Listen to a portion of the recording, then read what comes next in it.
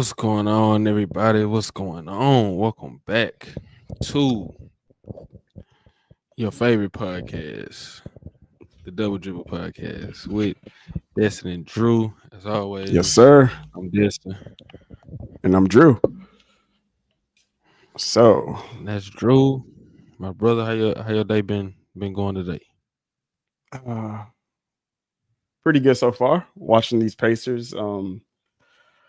Unfortunately, no, but yeah, it's first quarter just ended. They dropped 43 on the Knicks, so it's you're gonna see if they're gonna stay alive. Right? I mean, it's 2-1, but this is pretty much the season right here on the line. So we'll see. We'll see. Yeah, But yeah. So, how are you feeling so far? With man, this, I these feel conference good. finals so far. Um, man, I ain't gonna lie, it's been fun. We've had some great games, especially in this Pacer series that you just spoke on. Um, all the games been close. Um, Same thing with the Timberwolves series. I mean, we had like a couple of OKC wins. I think they were close until they wasn't. The one Minnesota win, they blew them out the water. Like they demolished them. So that one was just a beat down. But man, the conference finals they've been super fun this year. I mean, I don't think anybody predicted these four teams. Nobody. At Nobody least predicted this.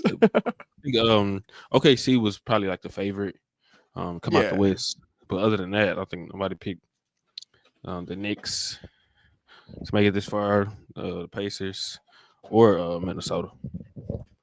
But OKC was the favorite that nobody really believed in. That's really what they were like going into these playoffs. A lot of people I, had them I had a coming little, I out. had a little, People haven't come respect. out the West, but there was a lot of people that were like, "Oh, like I could see them. I could see them getting knocked off by the Lakers, or I could see them getting knocked off by the Clippers, or it seemed like there was a lot of people still kind of questioning them, even though they would put them down. They would be like, I could see them. I could see them getting knocked off because of that experience factor seemed like. Um, Yeah, and then and so like looking at it, that's not really that much of a surprise them being in the conference finals, but everything else, the Pacers, the Knicks, the Timberwolves, not just like them being here, but how they got here. Um, yeah, I just don't me personally, I'm not exactly happy with the series that we've seen. I think they could have been better games. The results don't really matter to me. It's the actual just overall competitive series. Now, of course, there were some crazy finishes. Like I'm gonna give it to him. Tyrese Halliburton, yes, that was a great ending. I might be his number one hater, and yes, I am a number one Tyrese Halliburton hater. But yeah, like that was a great ending, and like the throwback to Reggie Miller, like that seeing that whole sequence, that moment, that's the moment that we're gonna remember. No matter what we have to say about it, we gonna remember that moment. Even if they lose this series, if they win this series, we definitely gonna remember it. But even if they lose the series, we're gonna have a callback to that moment where he looks at Reggie and Reggie looks at him and he's pointing at him and he's like yeah, he's giving that stare down. Yeah, I ain't like that moment. if it was a three, that really would have been legendary. If it was a three, it would have been ridiculous. But the fact, at least they won the game. If they didn't win the game, we would have been like, it'd have been Yeah, funny. It would have been funny if they didn't win the game. If they didn't win the game, we'd be looking back and he's doing the choke thing, and then they end up choking. That would have been crazy. yeah. But He said he did it because he thought it was a three. If it yeah, he wasn't a thought it three, was he a probably three. wouldn't. Yeah, I thought it was a three too. Man, I thought it was a three. But then all the angles that we saw, like it just looked silly to me. Like the way the ball just bounced, and then everyone was looking at it, and he was looking at it, and then it just like went straight up in the air, and then went straight down through the hoop. Bounced a couple times. Yeah, that was like the only other one I could really think of that has like a crazy. I mean, that we know of that has a bunch of bounces like that. That's just memorable is the Kawhi one, which of course is Wow. super memorable. But the Kawhi one had like that extra dramatic flair because it's just like it bounced so many times. It like Yeah, bounced and then eventually it went and through the that was hoop. game But seven. Yeah, that was game At the 7 buzzer. on the road. Like this one was like it No, they were at home. like yeah, they were they at home? Oh, you're right. You're right. I'm Yeah, tripping. Toronto was at home. You're right. That wasn't Toronto. You're right. Because they were going crazy. Yeah. But the main difference with this one is like you knew, like I think everybody thought it was a miss at first, right? And then like right when the ball went up the air, it just felt like, oh shit, that's about to come right back in. And so it was like I remember like delayed. Avery Bradley hit one like that some years ago when I think in the conference finals the Celtics played the Cavs. Avery Bradley he had a game winner for a three to beat the Cavs. One of those series. It bounced like that. I'm trying to remember. It bounced on the rim like multiple times like that. Yeah, it kind of bounced a little bit.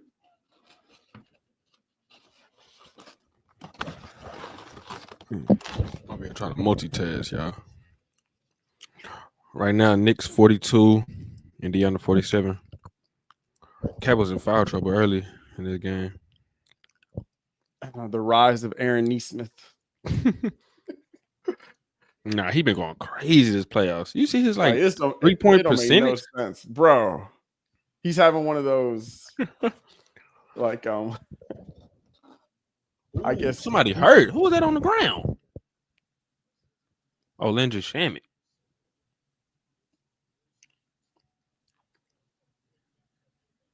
Oh, Benedict Mathurin ran into his back. You see that?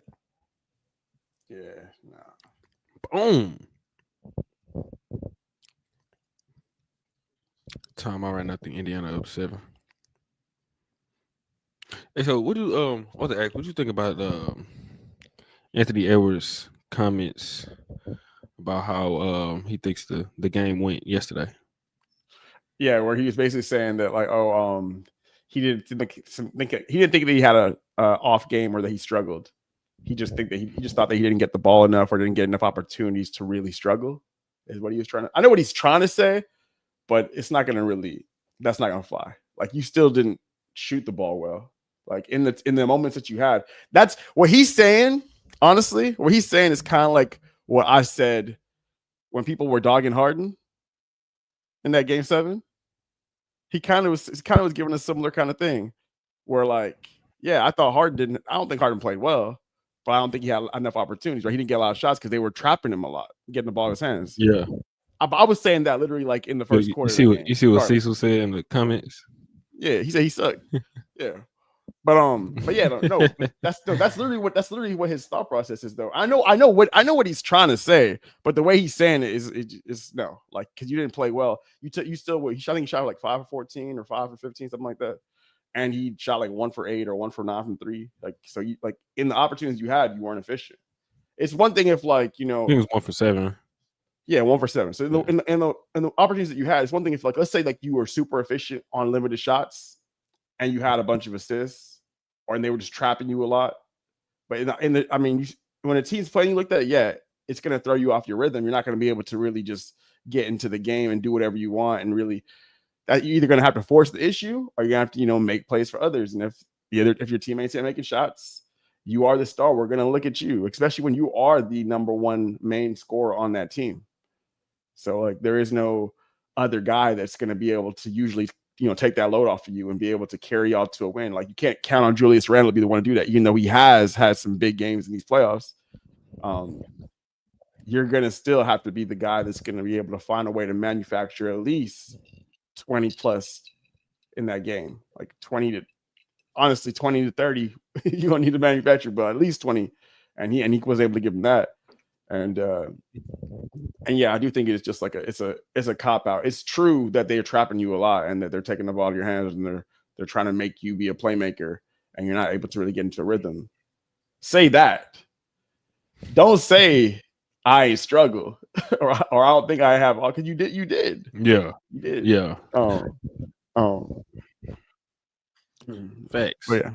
And most guys the fact that you didn't because like in the playoffs, like I'm not gonna act like efficiency doesn't matter in the playoffs, but look at Shea. Like look at Shea. A lot of times volume exactly. He was like 13 for 30.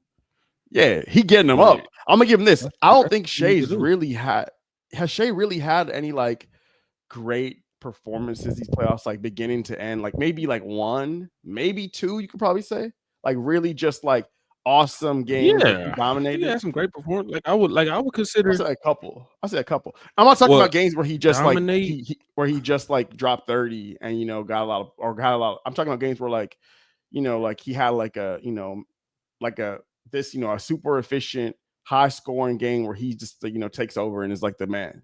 You know what I'm talking about? Like games that he's had routinely during the regular season. No, like he's getting up a lot of Um, shots. He's getting I buckets. don't. He's getting up a lot of shots, and he's getting a lot. He gets to the line a lot, of course, like he does. He's getting up a lot of field goal attempts. He's getting Yeah. to his 30 plus points, but he's having a lot of games where he's not very efficient. But that's what you have to be able to do. You got to be able to do that in the playoffs, even when like your shots Mhm. not falling, because somebody has to be able to manufacture points. And in some of these playoff games, it's gonna be like rock fights where you Yeah. literally just trying to, you know, we've seen some of these games where it's like super low scoring, especially in the second halves. And and if you're just out here, just deferring and just accepting the double team and like not trying to force the issue, not trying to like, you know, really just get to the line. Like, yeah, you can say what you want about Shea, but Shea has a skill and he's really good at drawing fouls. And even when his shot's not falling, he's able, like, it's not just, oh, he's getting a bunch of cheap calls. Yeah, there's maybe like a couple calls here and there that you could argue about, but I think for the most part, he's genuinely getting fouled.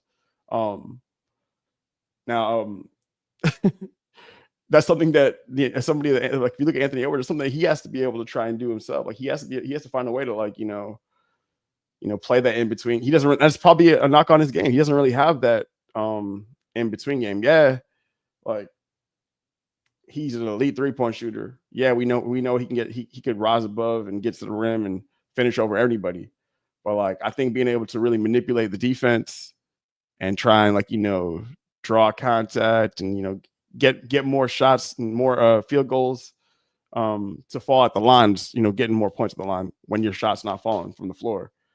That's what he really needs to be able to improve on. And if that's not having a mid-range game, then it's finding a way to at least, you know, yeah, either develop that mid-range game or get to the free throw line. You have to have that in your bag to be like a elite Mhm. superstar in the playoffs. And so I agree, and I think that's something that kind of makes it a little easier for them to kind of take him out the game. Although, like I saw, like D Wade say something the other day. He was like, he said he was like basically like, damn that efficiency. Like you gotta be able to, when if you able to see the rim, get these tough shots off, get them going because like they want Julius Randle to try to create shots. They want DiVincenzo, Nikhil Alexander Walker, even though he had a really good game yesterday. They want them taking those shots. They don't. The more aggressive you are, the more that benefits your team. And SGA knows that.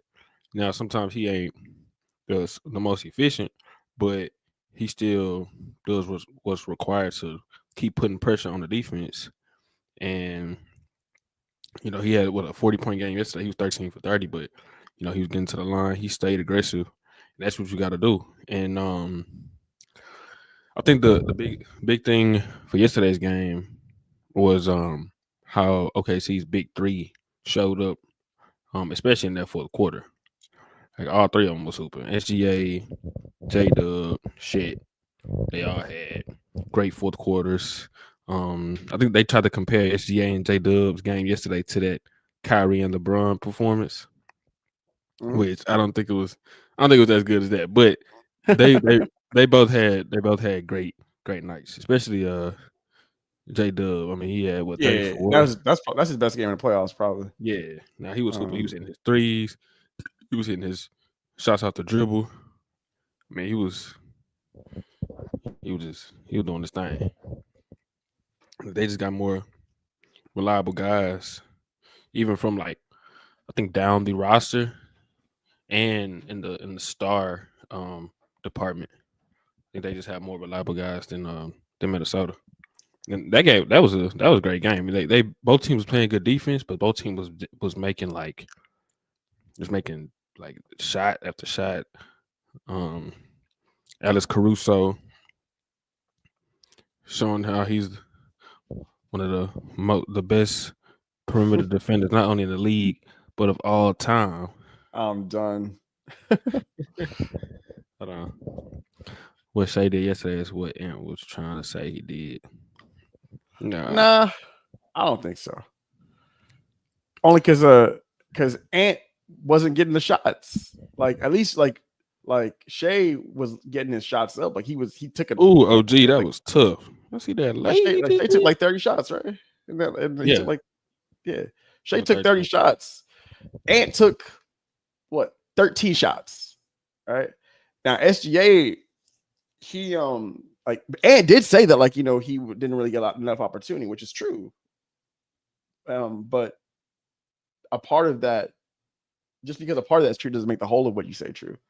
And him saying that he didn't struggle is not true. Like SGA struggled, he didn't have like the most efficient night, but he didn't let that deter him from, being aggressive, trying to get his own shot by any means necessary, even though, you may not have it that night. I mean, and I think he still made a decent amount of shots, but yeah, you putting up 30 shots. And to be honest, this is honestly, 13 for 30. Like, to be honest, like I'm looking at somebody like Ant, and in the regular season, that has been something that Ant would do. Ant will have games where he just forced the issue, and I'll be like, he might be taking a little too many bad shots. I never thought I would see him in the play. That's why I don't really like that answer, because I don't think I would see him in the playoffs be like, like he's making the right play, and his defense is taking him out of it, and this and that or whatever. I'm like, no.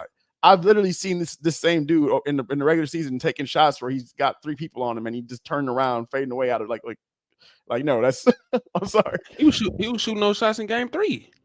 Yes. So I've seen him shoot those shots like with double teams, like right in your face. So that's not. I'm sorry. That's not. That seems like a cop out. Did you see at the last game of the season? I think he needed to pass Malik Beasley in threes. Yes. Yeah, he was taking horrible shots, but he was making them. But he was. I don't think he shot a good percentage from 3 that game, but he's still like, he just got the volume. Yeah, he got the volume. That's what you need in the playoffs. Like volume trumps efficiency in the playoffs. Yeah, because you just at a certain point where you just need production. I'd rather you go 13 for 30 than 8 for 14. Yeah. I mean, and if he went 8 for 14, I might not even be killing him, depending on, if I look at the full game and I'm like, okay, they were trapping him a lot. He didn't get many opportunities. He was making the right pass and he still shot pretty efficiently. Then I'm like, I might look at it in a different light. And also, like, if his teammates are converting some of these shots he's creating for them, then yeah, I could say, like, you know what, yeah, you were, they turned you into a playmaker. You took what the defense was giving you. You were efficient from the field. I could see that maybe. And also, there's a chance that maybe y'all win the game. Like if that's the case, you 8-14, you probably win the game. So I'm not knocking him in that sense, but like you weren't efficient in the limited shots you got. It's not like you were like creating a bunch, playmaking a ton for your team. I mean, he had 6 assists, and he had 5 turnovers. Like that's not good. And so yeah, it's just I'm a little surprised to see that's the performance that we would see out of Ant. Like I would expect more of a performance where, like, even if he shot terribly, like he shoots 11 for 27 or something like that, and he goes down by just, maybe shooting his team out of the game, or that's how maybe we looked at, like, oh, he's just taking a ton of shots, he's not feeling it. And but it seemed like he was playing more not to be like the person that people would look at and be like, oh, we lost because of you, I feel like that was his answer, and that was his response. Like he didn't want to really take much accountability for the loss, so he tried to put it off on something like, yeah, you gotta go down. You gotta go down swinging. Yeah, that's what it seemed like. Also, maybe that's why he was playing like that. is because he didn't want to like have that perception. Oh, like I shot the team out the game, and that's what people are gonna be saying. If I'm out here taking 30 shots and I'm not shooting efficiently, yeah, you gonna get the brunt. You gonna get the brunt of the blame. Of course, that's how it is. Yeah, you gonna get you can get the brunt of the credit as well. So, facts. Heavy is the head. It's a tie game. On Triple H on the screen for some reason. I'm like, what? Triple H. I just looked up and I saw Triple H. Yeah, they had him in the crowd. I was like, I guess is he from Indiana? I seen Ben Stiller. Yeah, I know he's a Knicks. He's a Knicks fan, and I know of course, like a Josh Hart ISO on Aaron Neesmith. Aaron Neesmith, the Caleb Martin of these playoffs. For real. I want the Lakers to trade for him. I want Aaron Neesmith and Miles Turner.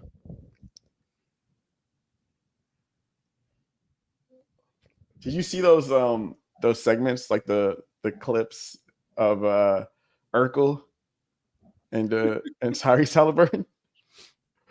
Man, How he hoop? Yeah. Yes. Why is that? That is so accurate. It kills me. It is. Cause I always like thought like something just like goofy about the way he'd be like some of his like dribbling and so. But yeah, now I cannot see it. Ant got some of not Ant Cat. He got some of the most zesty mannerisms. He's so cold though, bro. Like he's so talented. It's just funny. Shout out to Cat, man. he was in foul trouble earlier this game. Oh, he missed the first. Who you got this game? Who you think gonna win? I'm sticking with my predictions. So I got Knicks in 6. I'm sticking with Knicks in 6. Yeah, it might go 7 now, but I'm still sticking with Knicks in 6. I think Knicks gonna win this game, and we'll see what happens back in New York. But yeah, I think that they're gonna regain control of this series. You ever watched that doc? Oh, good steal. Oh, dang, he almost slipped. You ever watched that documentary, Halliburton? Oh, the auraless jumper that Andrew loves. By the way, these are Pascal's Pacers. It just sounds better, and it's true. It's Pascal Siakam's Pacers. He's the best player on the team. They were on ESPN talking about who's the best second option remaining in the playoffs, and they put Pascal Siakam as the second option, didn't they? Yes. Crazy I cap. Disagree. It's crazy cap because he is their number one option, really. He's their best scorer. Yeah.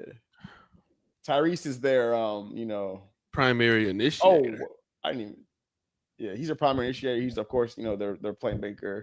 They're maybe you could say leader. But yeah, I think his level of consistency when it comes to his scoring production is just too erratic. Like you really don't know what you're gonna get night to night. And with Siakam, even in terms of his like aggressiveness. Yes, aggressiveness, field goal attempts. This is not a good comparison, but just in this aspect it is. You remember Jokic like 2018, 2019, maybe even 2020 Jokic? Probably like 18, 19, 20 Jokic. Where like it seemed like Jokic was a player, and every once in a while I feel like maybe that's the case with him. Like he'll kind of revert back to that, where because he is a pass first player, I think at heart.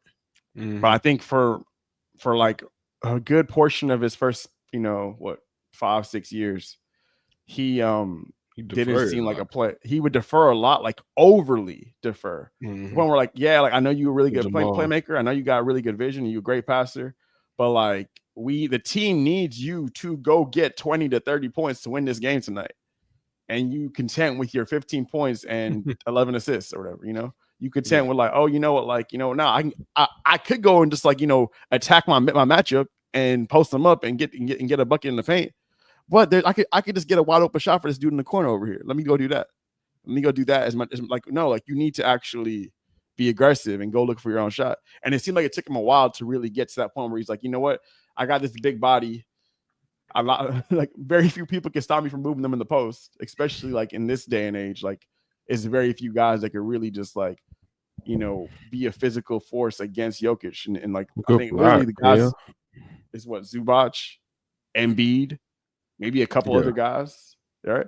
And so like that's something that eventually, it took him a while, but he started to actually, impose his will offensively when it comes to scoring the basketball. And now we look at him as one of the best scorers in the league, and one of the most efficient scorers for sure. And he Definitely. also has, and we expect him to like, dominate and give you like 25 plus every night, some nights 30 plus, and it's Did not he some average a crazy triple number. double this year? I think, yeah, he did. Yeah. Yeah. Like probably the most efficient one, because the only other guy we know is Russ, and Your Russ, favorite player. yeah. Well, that move by Miles Turner was tough. The Russ is the guy that I convinced everybody to hate. You eventually came onto the bandwagon, but for real though, it seemed like Russ is a guy like that everybody like slowly has turned on over the years, except for like his diehards, Ooh. the super diehards. Like Cecil, I don't know if Cecil. Well, Cecil probably did turn him a little bit, right? Because he's a Laker fan too. But I know Cecil loves Russ. Nah, see, not a Laker fan, but Wait, he's not. see, Wait, who's he a fan yeah, of? Then he has he's a a Rockets fan. nah. Who's he a fan of? He probably was with the Lakers, but Yeah, I thought it was a Laker fan. he followed Westbrook. He was a Nuggets fan this year. Wait. So he's not a Laker fan. He's just a Westbrook fan. He loved Westbrook, but he not out of touch with reality. He knows. Oh, did you see that? Did you see that pass Haley made to Siakam for that layup a few possessions ago? It was loud, but like the no look. Haley aggressive tonight, man. He's shooting a lot of shots. Yeah, he got that pull up three going. That's what you need to do. Oh, OG. And one.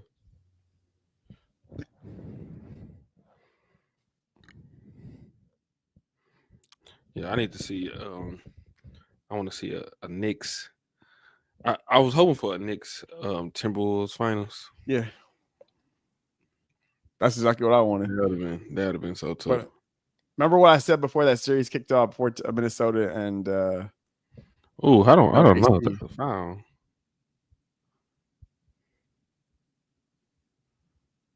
But what you said? I said, you remember what I said before the OKC Minnesota Timberwolves series kicked off about if this series goes a certain way, if something happens. About with Ant? Yeah, I remember. Yeah, and he definitely ain't meeting that challenge yet. He's not ready at this point in his career. At least, well, I mean, series ain't over, but it's damn near over. Well, like 3-1 comeback. He makes okay. Well, then we gonna see. And he goes 2016 LeBron mode. So yeah, right now in this series he averaged let me take a look at the numbers. 24, 8 and 5. Another clutch game. Yeah, but I just didn't think that he was gonna be like I knew it was gonna be a tough matchup because OKC has so many guys to throw at him. And I remember saying, I'm like, if he goes into that series and he's the best player, if we come out of the series and he's the best player, we're like, Ant outplayed SGA, best player in the series. Yeah, I do think that would you'd have to look at him in a different light. Because what he's going up against is truly, I think, like the best perimeter defense in the league.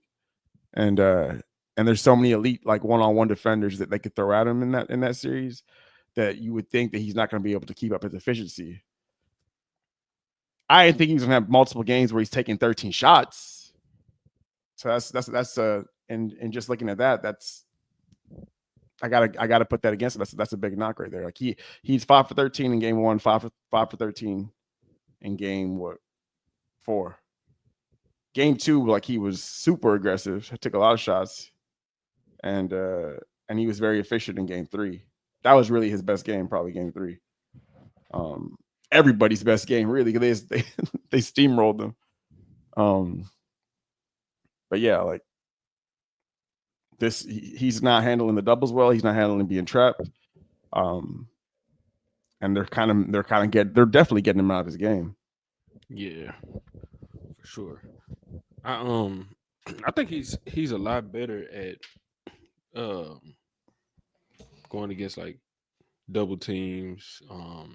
Oh yeah, Trap. this year he's definitely been like, especially against Yeah. the Lakers. And the Lakers series a lot better. But I feel like the Lakers also didn't have the guy, like the Lakers The didn't personnel. have the personnel to do that consistently, to like really make it hard on him when he's in those situations. Like Agreed. they were able to get by. You can get by on it on like maybe an individual game to game basis, but like I think over the course of a series, a hard thing for them to really consistently do. Like, because I think one of the teams, like the teams that are really good at trapping, like also really do it well, like late in the clock, and like really force you into a situation where like it's hard for you to get back to the ball, like really throw off your rhythm. Like I remember, a really good example is when the Rockets played the Lakers in 2020. Like they were getting Yeah. y'all were rotating to Harden, y'all were double teaming him, and then y'all will also get back and trap him again late in the clock when he get the ball back. Y'all are making it really difficult for him to really get off or get back to the ball, and y'all were really forcing it into Westbrook's hands. I remember y'all force it.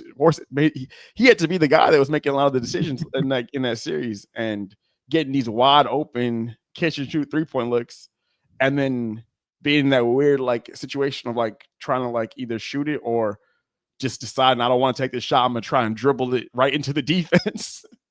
I don't know how many times we saw that. Like he would either take the open three brick or dribble it right into the tooth of the defense because you don't really got the mid range like that. And so yeah, that's really like what you want to be able to do to somebody like Ant, especially if there's like not somebody out there that could really kill you and create for themselves. We've seen like Randall's had some moments here. We've seen Jaden McDaniels had moments here and there, but yeah, he just don't really. That's another thing. You don't really have that other guy out there. But yeah, I do think though y'all didn't do as good of a job, and he was still able to have a lot of games where he was able to get really good looks and get the ball back and generate like great 3-point shots. And where Dustin, where'd you go?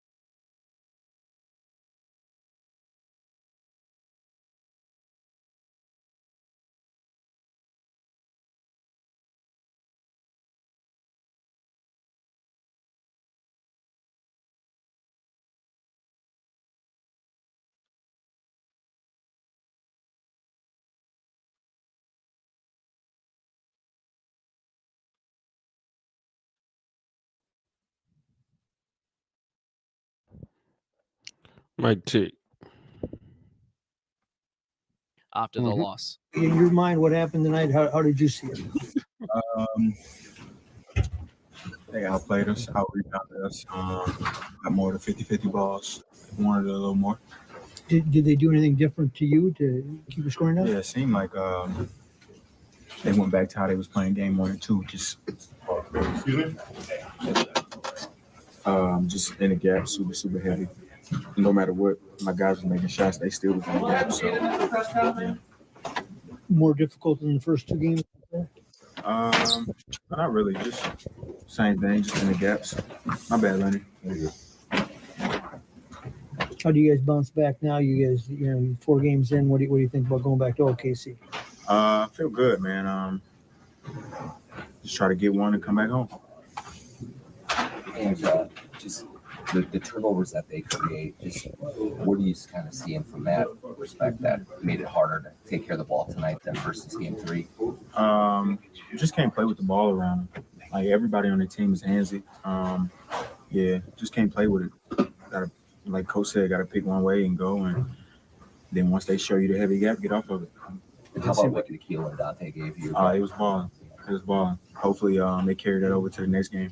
We'll be all right. It did seem like you were making that right play, the bringing that. I mean, how do you feel about your sort of offensive process there? Obviously, probably not many points as you individually want. Yeah, definitely not the I guess the points I wanted to get, but I mean, they didn't really let me get too many shots off. They did a good job of that.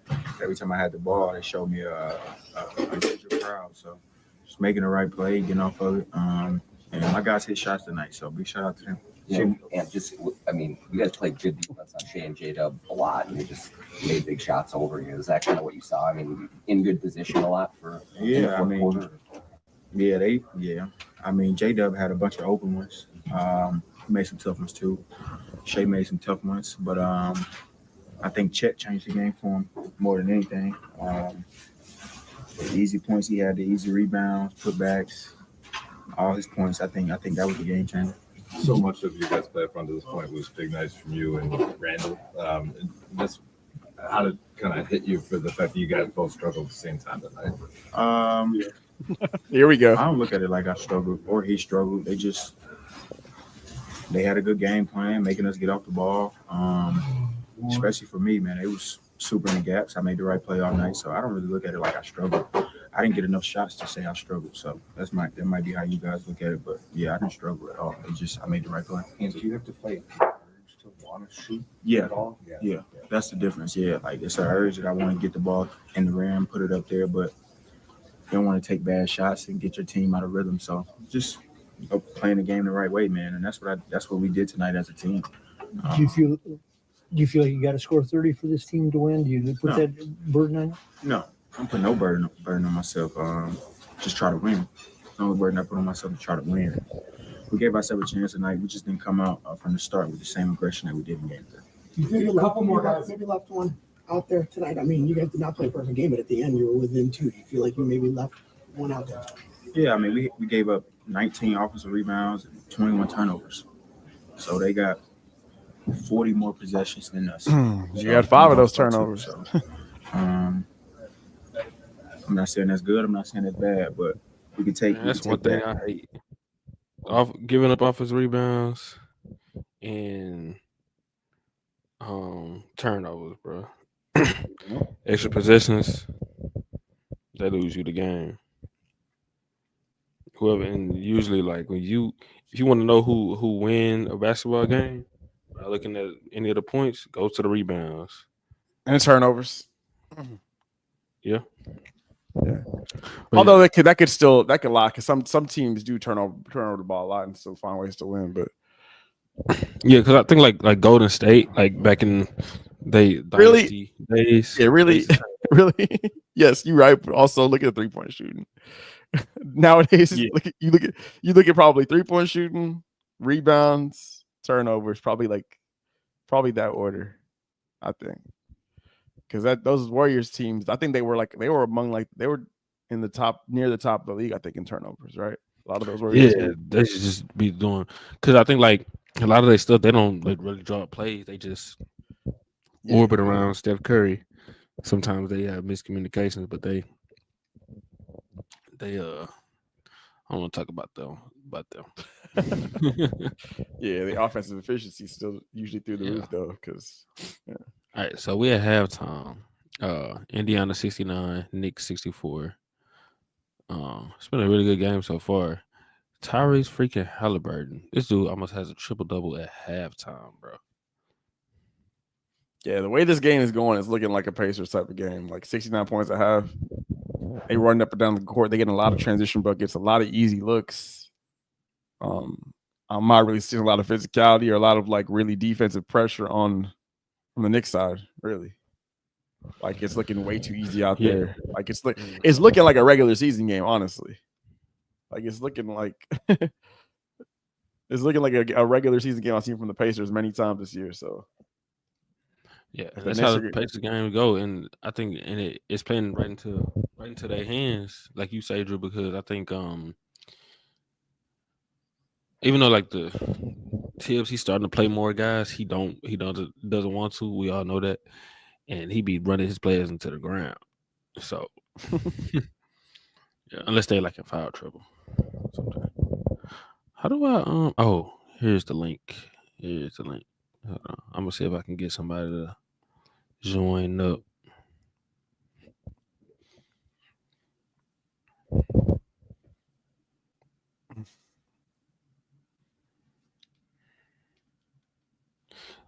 Did you see I think it was Marcus Morris. He was on ESPN. He said there are no Yes. more Point great guards in the teams. NBA, or I thought you said Oh well, okay, well yeah, that was I think he said that today, but I think like yesterday he said it's no great teams in the playoffs. I think OKC a great team.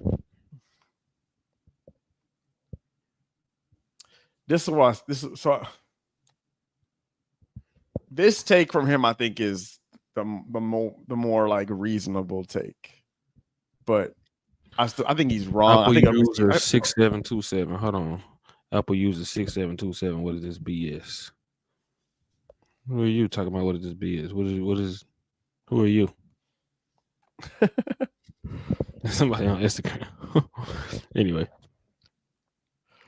but no, I think it's a more reasonable take. Because I do think OKC. You could say they're a great regular season team. You could say that that makes them a great team, especially if they end up going all the way, win the championship. I think that the defense for his position is to Minnesota is definitely not a great team. They a low seed that made it in.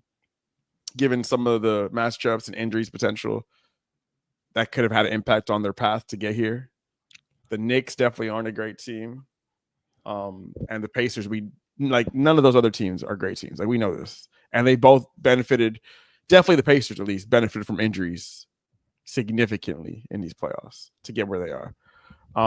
OKC, although they've had a great regular season, even in this postseason, they haven't beaten any really, quality teams. Usually when you're looking at a team, it's a great team and like they haven't done anything before and they haven't won a championship. And you look at the playoffs, you're like, okay, like this team, they knocked off this team or they beat this team or whatever. But like OKC really hasn't done that, and they're not gonna do that by the end of this playoffs, even if they win the championship. And it's kind of like, you would like to have seen them have like a better matchup, a more like just a stronger test. I would like to see them beat the Celtics fully healthy. I would like to see them or beat even that Cavs team fully healthy.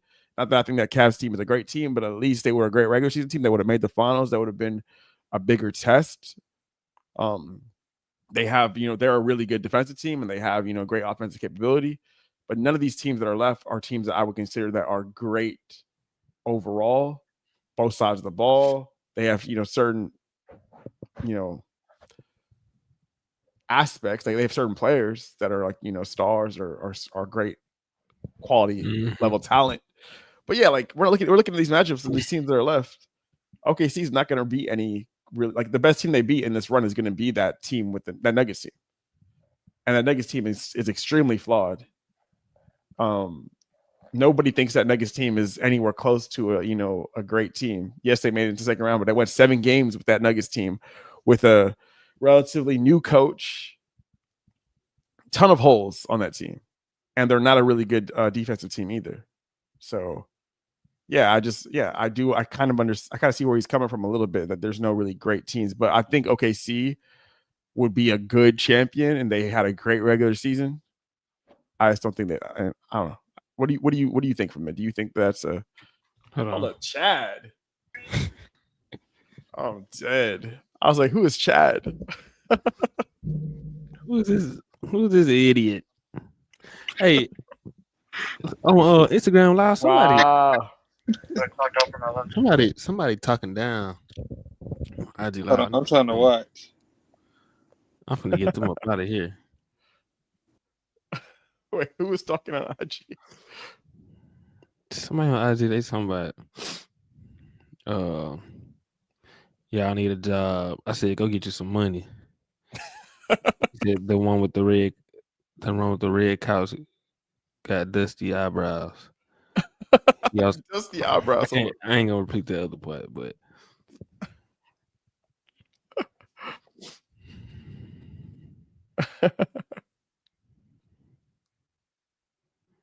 Dusty eyebrows. yeah, somebody in there hating. Now I want to know who it is.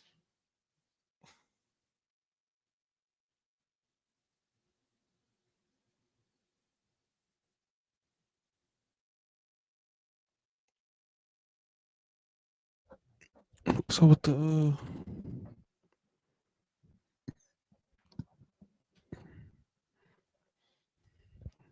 did the cookers off? Wait, what happened?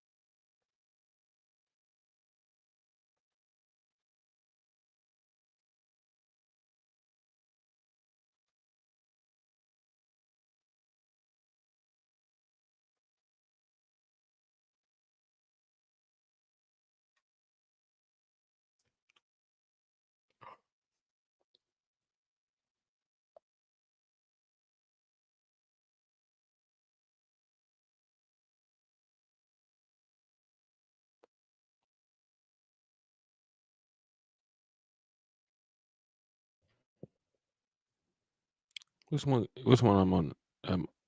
Okay, there we go. I don't know why I keep getting, oh, I don't know why I I keep don't know what happened. yeah, but yeah. So back to what you were saying. I'm gonna stop responding to this clown. um, yeah, back to what you were saying. Yeah, I mean, I think OKC is a great squad. I think they have like your prototypical type of championship team. You got your elite defense, your superstar, top 3 to 5 player, wherever you want to put him at, MVP. You got your quality second and third options. One of which made All NBA team. Elite defense. I think I spoke on that already. Coaching, many support players.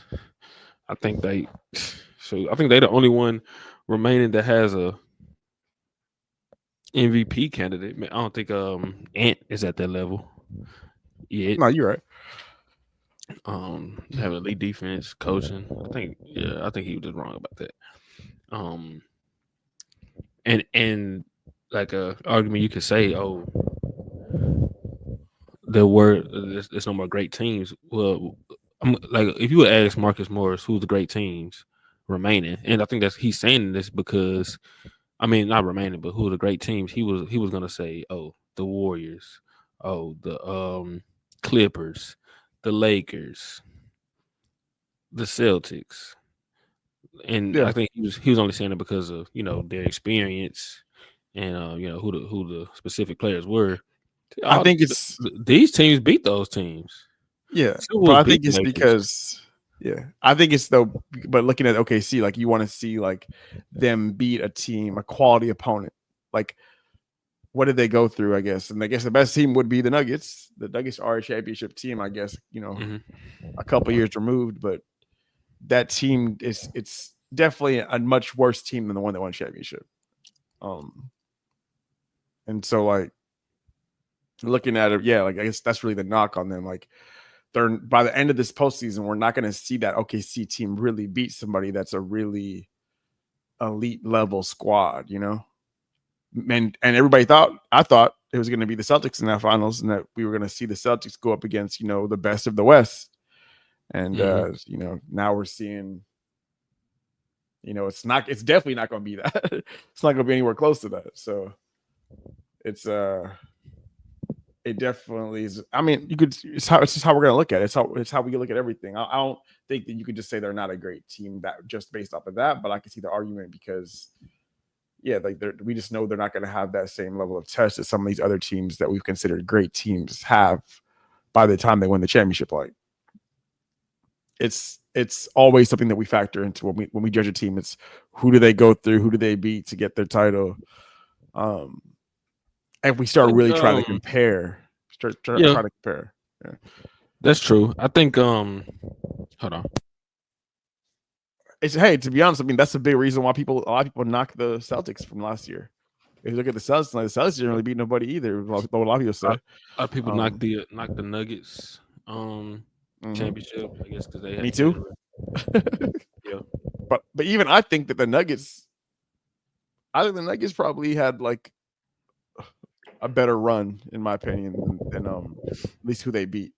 Even though they didn't really beat any quality teams, I think even if you just go take out the win total and the regular season records and the standings of like defensive rankings, offensive rankings, things like that, if you just look at who they beat, some of the actual opponents they faced, some of the names, some of the stars that they went up against, that looks just way better than what we're going to say about this OKC team. This OKC team is going to what? They beat. Okay, I guess they did beat Jokic and the Nuggets, but that's a very flawed team. You know, they're going to beat Ant and the Timberwolves, and then they're going to beat who knows, Pascal's Pacers or Jalen Brunson's Knicks. We don't know, but that to me, like, yeah, it just doesn't look anywhere as near as beating KD and Devin Booker's Suns, even though I know how we look at that Suns team. That was the best iteration of them. But still, like, that's still just as a better thing to have, you know, to knock off, I guess, on your playoff run. And even that Minnesota team, I think they beat them in 5, I want to say. Who? Denver. That was a couple years ago. Yeah, they beat them in 5. Then they beat the Lakers. They beat the Lakers with a healthy AD. LeBron relatively healthy. I know he got banged up a little bit. Dealing with I don't know, like a quad or something. I forgot what kind of. But that Lakers and Suns team, I probably put over. They beat the Suns in 6. They beat the Suns in 6. Yeah, they beat the Suns in 6, and they beat that Lakers team. I would put that over what OKC is going to beat. Then they beat the dynamic Miami Heat. Nah, the Miami Heat though, the Miami Heat were like the Indiana Pacers. So I mean, no, I'm not even gonna give them that, because Miami Heat actually did some real stuff. They did some real stuff that was not just like, oh my god, it's an injury fluke type situation, or very, very fortunate situation. They beat the Celtics. They beat the Celtics. They beat the Bucks with Giannis. Yes, so the Bucks won. Yes, the Bucks won. Yes, although like I think Giannis missed the first 2 games. I think he missed the first 2 games. I think, yeah. And then they like won he did. Yeah, they won in 5. Like they smoked them in one of those games, I remember. But yeah, Giannis also came back, and I think that was the game that and that's the game that Jimmy dropped 50. I want to say. I know Giannis played in that game, and so yeah, I mean, that to me, but yeah, beating the Celtics, basically a healthy Celtics team. I know Tatum got injured in the end of game 7 or like late in that game. But I got this button on my mouse, but it'll take me back. It'll do like it's like a back. No. Advance for me. I need to stop touching it. But what were you saying though? No, yeah, I would look at that team that they beat, those teams that they beat, and yeah, that's better than, by far, I think, better than what they're about to play potentially in these NBA Finals. So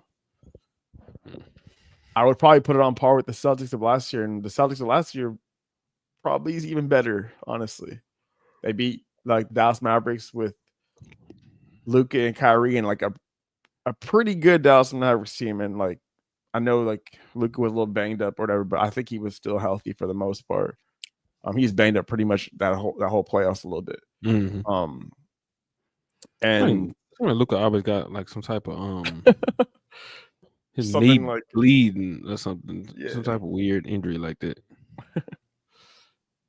And then, like, yeah, they beat the Pacers team, which the Pacers were really fortunate to get there, but that team was basically the same team that it is this year. Just, yeah. And they were, of course, healthy. And Pacers was crazy. As the Pacers team last year that did that, they choked like crazy in those playoffs last year against the Celtics. They were doing the opposite stuff. They were like snatching defeat from the jaws of victory type stuff. And now this year they're over here like they have the most comeback wins, double digits, and they're like winning games like in the most just like silly fashion. They're winning games like the game they won against the Cavaliers after that missed free throw. And Tyrese hit that 3. Oh, yeah, hey, Tyrese been clutch. Yeah, they've been winning on some of the silliest things, just like the very unexpected come from behind type wins. And last year they were like finding ways against the Celtics to just like literally give the games away. Like, okay, like yeah, they better win this game. All they gotta do is just run out the clock. And it's like they can't even do that. They find a way to turn it over. They find a way to take a dumb shot, and then somehow it was like I think Boston swept them, but it was like a close sweep. There was like 3 games I think in that series that the Celtics swept them, but like 3 of the games like the Pacers should have won like 3 of the games. 2 of them for sure they like just straight sold the game, and I think it went to overtime, made up losing, but yeah, so it's kind of funny how like it's a complete role reverse. They're like, oh, they're one of the clutchest teams ever this year, and they have the most double-digit comebacks in the playoffs. And Tyrese Halliburton is the most clutch playoff player in NBA history on this playoff run. I think he's like, it was something stupid. I know you saw the stat.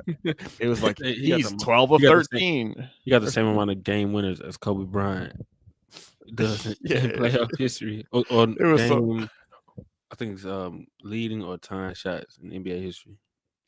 Yeah. And then last year it was completely the opposite. Like it was like they were selling every game that seemed like. Well, at least against like Boston, but before that they had some good playoff plus games, like against the Knicks. Who else did they play in the first round?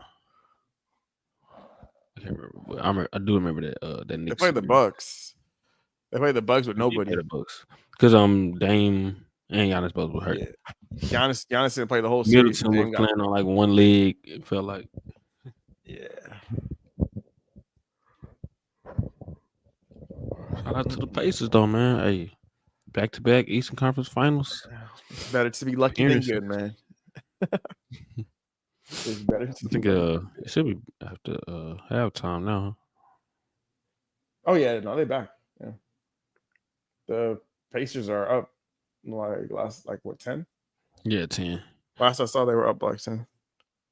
Hey, Drew, look, I'm finna send you something.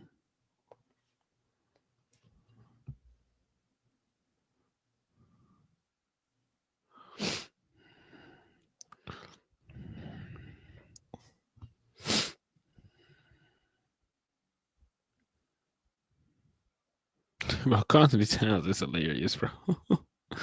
Just the way he plays.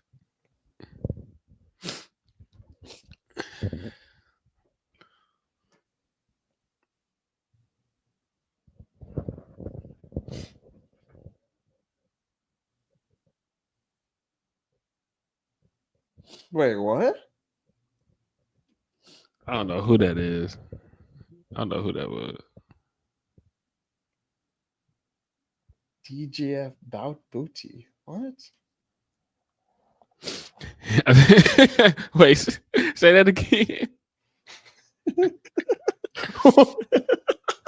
Don't give a fuck, booty. You. What? I think it's about you. Oh, I'm about to say.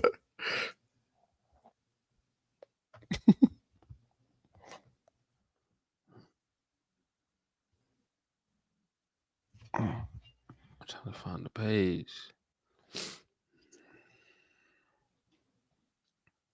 You're minced right now. What? I don't know what they.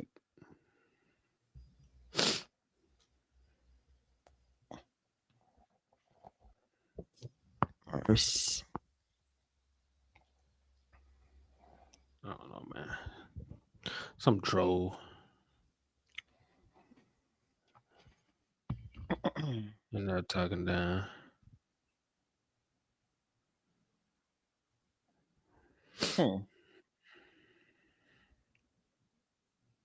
Booty you. OG, lean in. Don't give a fuck about you. Man, Mr. I was like, Robinson, a dog on the Dev offense. said booty you.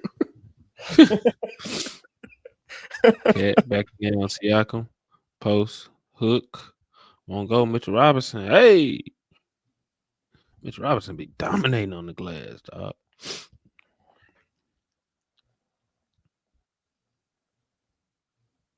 Siakam going at Cat. Ooh, step back jumper.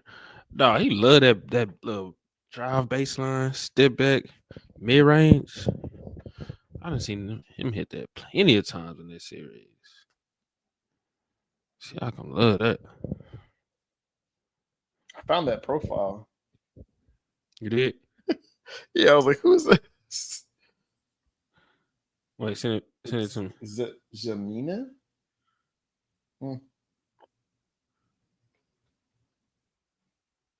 Oh, catches air ball.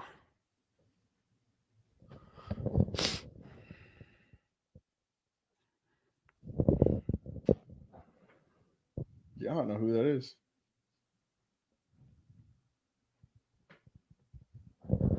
Do they have like? Oh, they probably blocked me.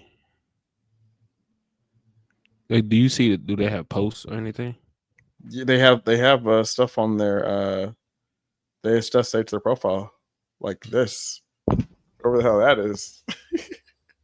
Let me not put this on.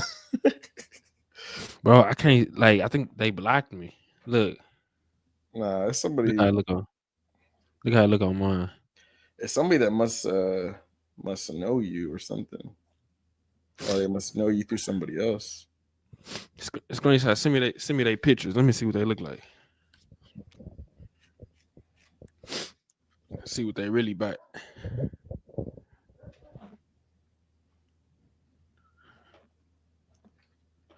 Who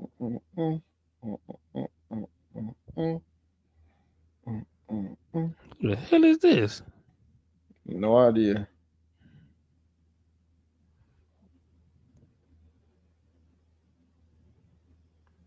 Probably hack somebody's page. Anyway.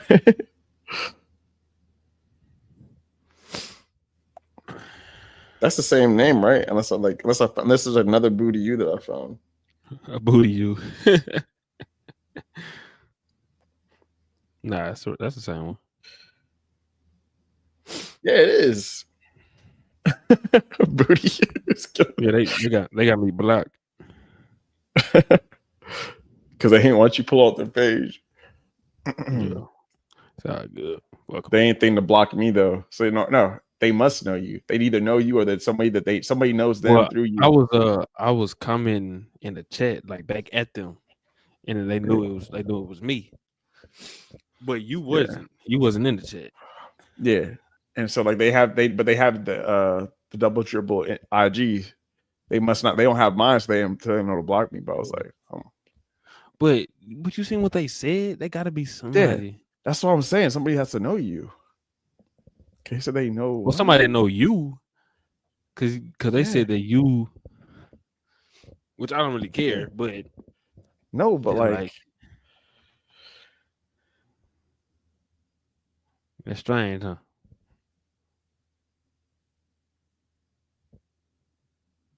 Huh.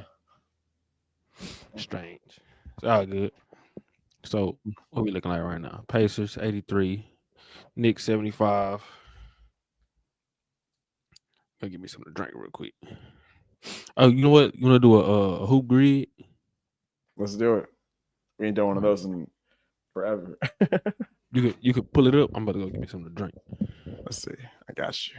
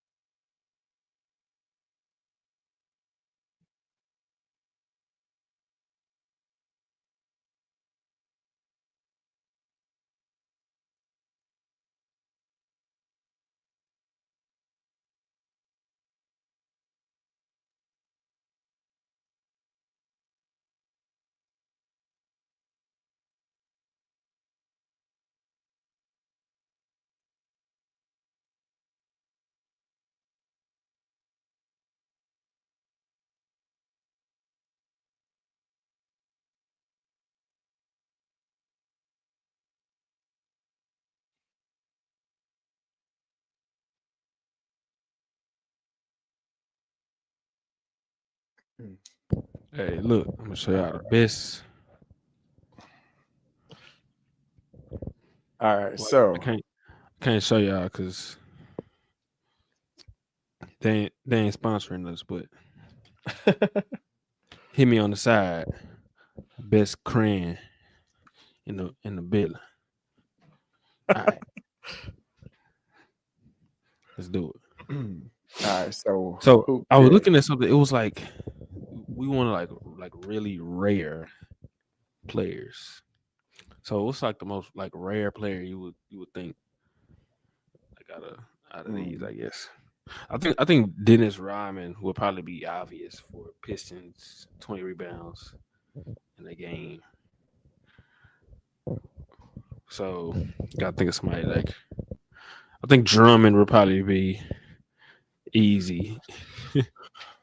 Yeah, that's definite. 20 rebounds a game regular season.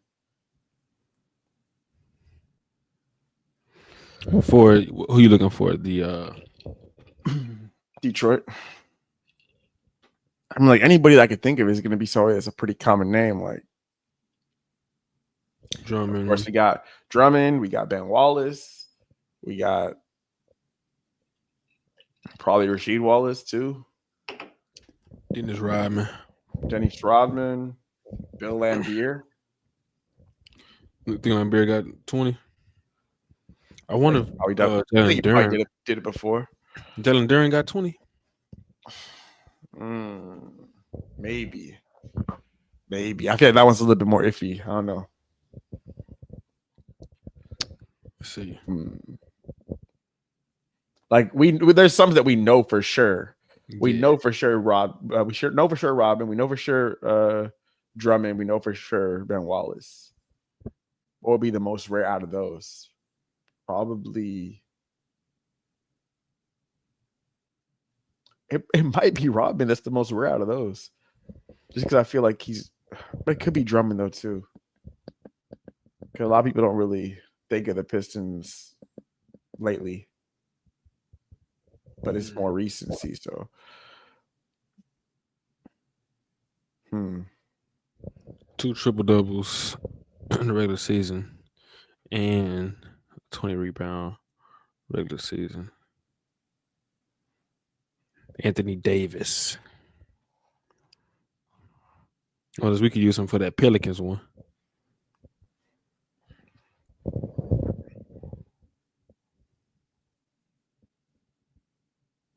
I think AD had gotten 2 regular season triple doubles before.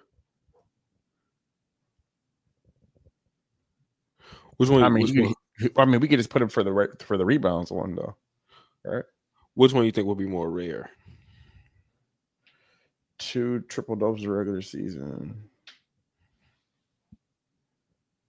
Well, he couldn't go under that one though, huh? So AD couldn't go for the triple doubles one, right? Because it's not going to be the Pelicans. Yeah, because he has 2 regular season triple doubles, and he has a 20 rebound regular season game. Yeah, but I thought the triple double thing only counts for the Hawks and the Bulls. No, I'm matching Right, up. the way I'm it's set matching up. 20 rebounds and 2 regular season triple. That box in the far corner. You just mean in general. Oh yeah, because you're right. That would work for anybody. Yeah. Right. Who you thinking of for that one? There's so many guys you could put there.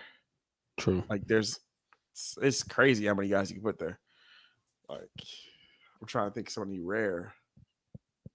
Like we know you could put Rush there. We know you could put. That's what I thought about. There. Giannis, you could definitely put there. Who would be somebody that people wouldn't really think about that you could put there? Got 20 rebounds. Has Kobe ever got 20 rebounds? Has Jordan ever got 20 rebounds?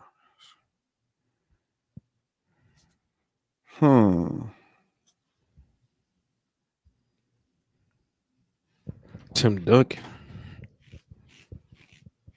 Oh, he got to be in there. I'm gonna try Timmy. Timmy got triple doubles. Yeah, he got to. He got to have at least a few. All right, yeah, let's try Tim Duncan in.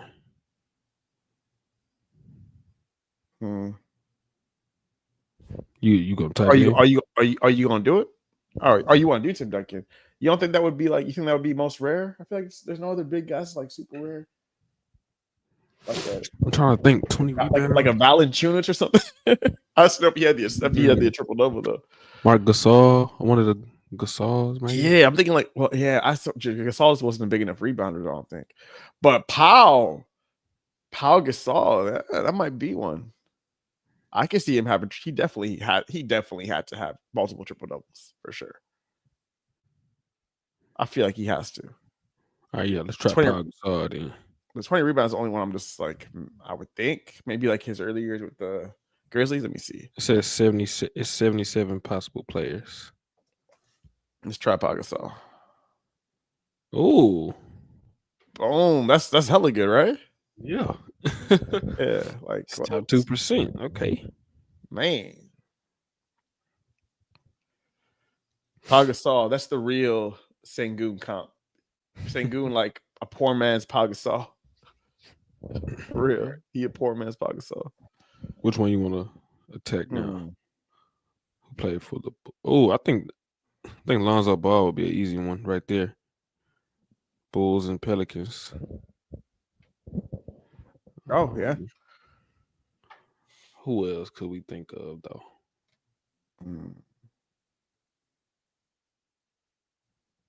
Oh, Rondo. Rondo could be one. I think Rondo may be more rare. Who do you think would be more rare, Lonzo or Rondo? People would guess because he played for. I guess I don't think people remember that he played for the Bulls. I think Rondo would be more rare because Lonzo's so much more recent, and I think Rondo's tenure is super short with those squads. Yeah, Rondo's a good one. This thing is, if we can think anybody else more rare than Rondo. Pelicans also played for the Bulls and Pelicans or Hornets. Didn't Tyson Chandler play for the? He played for the Bulls, and he played. Yes. Let's do Tyson Chandler. Yeah, you're right. Let's do Tyson Chandler. He played he played on that CP3 Hornets squad with Paige Stojakovic and them. Yeah. Pretty good. Okay. Cool. All right. Tyson Chandler. So I'm pretty sure he got drafted by the Bulls, I want to say. Hawks and the Pistons. Hawks and the Pistons. Didn't Sadiq Bey? Rasheed Wallace was on there. Rasheed Wallace played for Atlanta. He had a super brief Atlanta stint. Yeah. I'm down for Rasheed. I was thinking Sadiq Bey. I think Sadiq Bey played for didn't Sadiq play for the Hawks? Yeah, he played. Yeah, that's a good one too. I feel like a lot of people may not remember that, even though it's relatively recent. He's not really that. I think he tore his ACL or something like that with them. Yeah, he's not that well of not. I mean, I feel like the casual fan may not really think of him just because he's like a. Oh, good steal. Halliburton. He hyping up the crowd. Sadiq Bey over Rasheed, even though I remember the Rasheed thing. I don't know.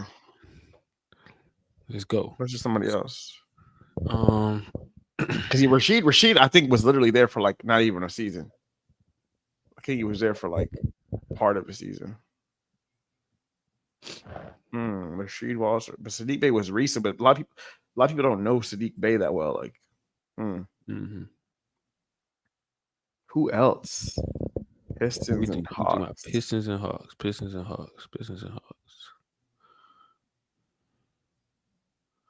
Josh Smith. Yep. Josh Smith. Josh Smith played for both of those. Definitely. I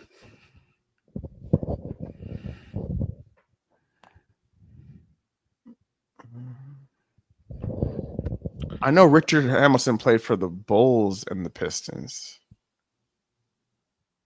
Okay, we can try that one. Rip Hamilton did Bulls and Pistons. Who else did Bulls and Pistons though that I'm like? Definitely Rip Hamilton. Dennis Rodman. Ben Wallace too. Ben Wallace. Yeah. I feel like Richard Hamilton might be more rare than Ben Wallace though. Yeah, we can try Rip Hamilton. Let's go.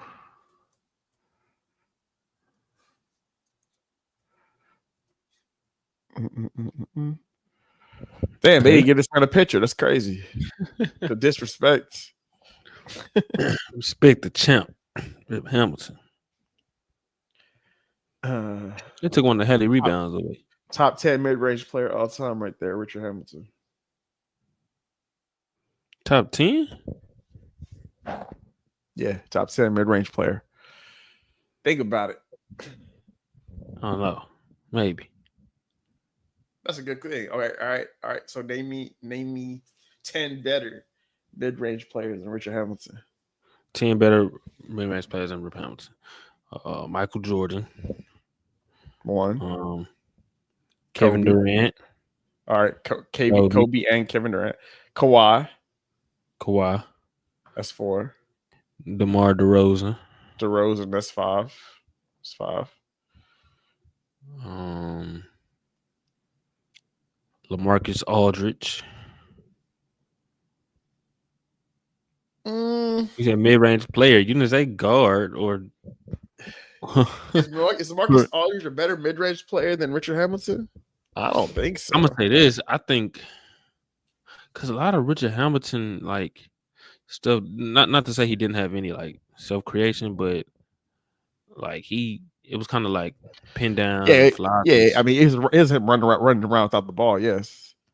Yeah, but he could pull up in the mid range though, like no problem. He could definitely pull up in the mid range better than LaMarcus Aldridge could pull up in the mid range. But all these guys, they have post game, like Marcus Aldridge turn around mid range post shots, and I still feel like Debo, KD. I still feel Kobe. like I feel like Richard Hamilton's still over him in that regard though, right? Maybe. I think I would still put him solidly over Richard Hamilton. I mean solidly over LaMarcus. I think LaMarcus Aldridge is a better player. I think LaMarcus Aldridge is definitely better, obviously better post player, definitely brings more to the table, but I ain't giving you that one. All right.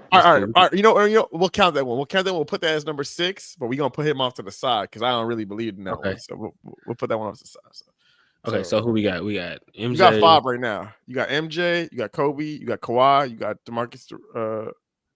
Kevin Durant, DeMar DeRozan, and Kevin Durant. So that's 5. That's 5. And then we gonna put LaMarcus Aldridge. That's 6 technically. We gonna put him off to the side because I really believe in that one. Okay. Let's see who another mid-range killer.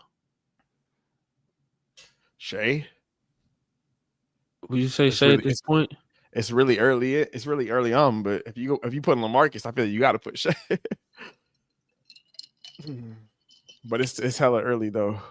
But the self creation is a big thing for me. Yeah. So Shea. Shea. It's You know who else like kills in the mid range? Crazy. I was just watching his highlights the other day. CJ McCollum used to go crazy in the mid range. Sometimes he come off a pick, like pulling up. He get to his dribble, step backs. Like I don't know if you remember, it was some years ago. It was like a game 7, Trailblazers versus that move by Cat was so tough. Nuggets, right? Yeah. He went crazy in the mid range. He was going dump. Man, I'm blanking right now. Who else some elite mid range player? I know Richard Hamilton was elite. I'm trying to think of who else. I mean, like, there's guys you can count. They wasn't necessarily like their primary operation, like, but they were definitely elite there because they were kind of just elite shooters. Like, of course, Steph, you can kind of count him because he just can shoot. He really great everywhere. So I guess you could probably throw Steph in there. You could probably throw even Ray Allen in there because he can just Larry Bird. Yeah. Larry Bird shot a lot of threes, but he He lot of played a lot in the mid-range. post and shoot a lot of mid-range shots. So yeah.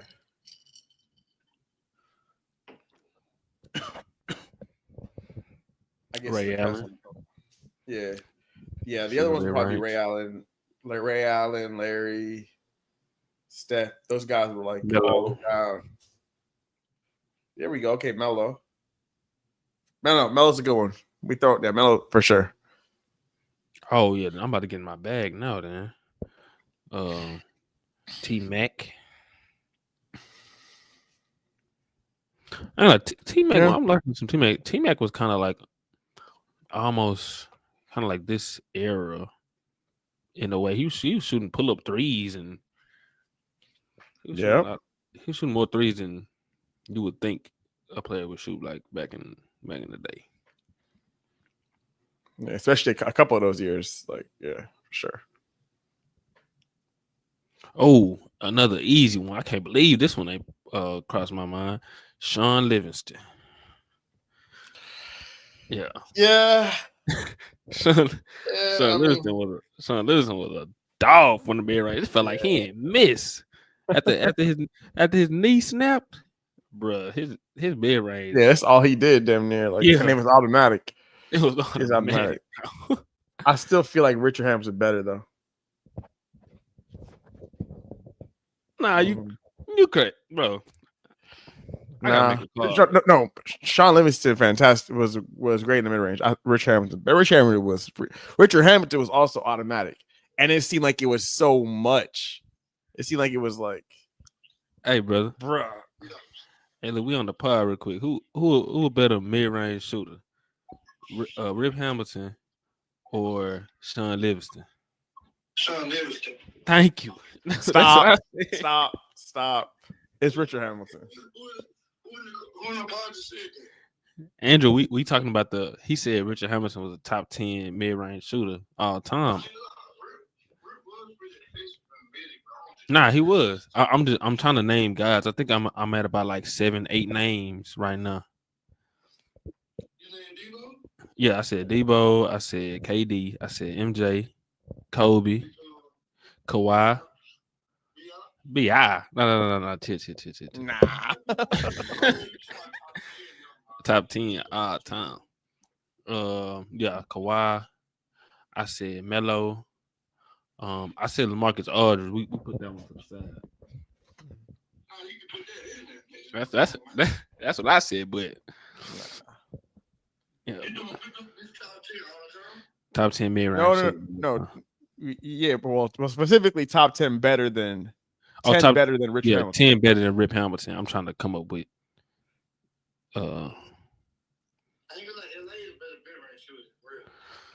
Nah. Yeah, I don't know. I think it's close. But see, now I'm showing my age, I guess. He did. Rip lived there too, though. Now I would love to see the number because I feel like Rich Hamilton is made efficiently like a ridiculous amount of mid-range shots. Yeah, he said I can't. I don't know. I probably can't, but because Rip might be top 10. I'm at like 7 or 8 right now.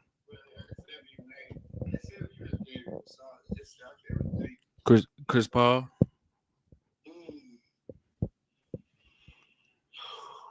I don't know if Chris Paul was as elite as Rip though. Yeah, because I was mad. I ain't say Sean Livingston off the jump.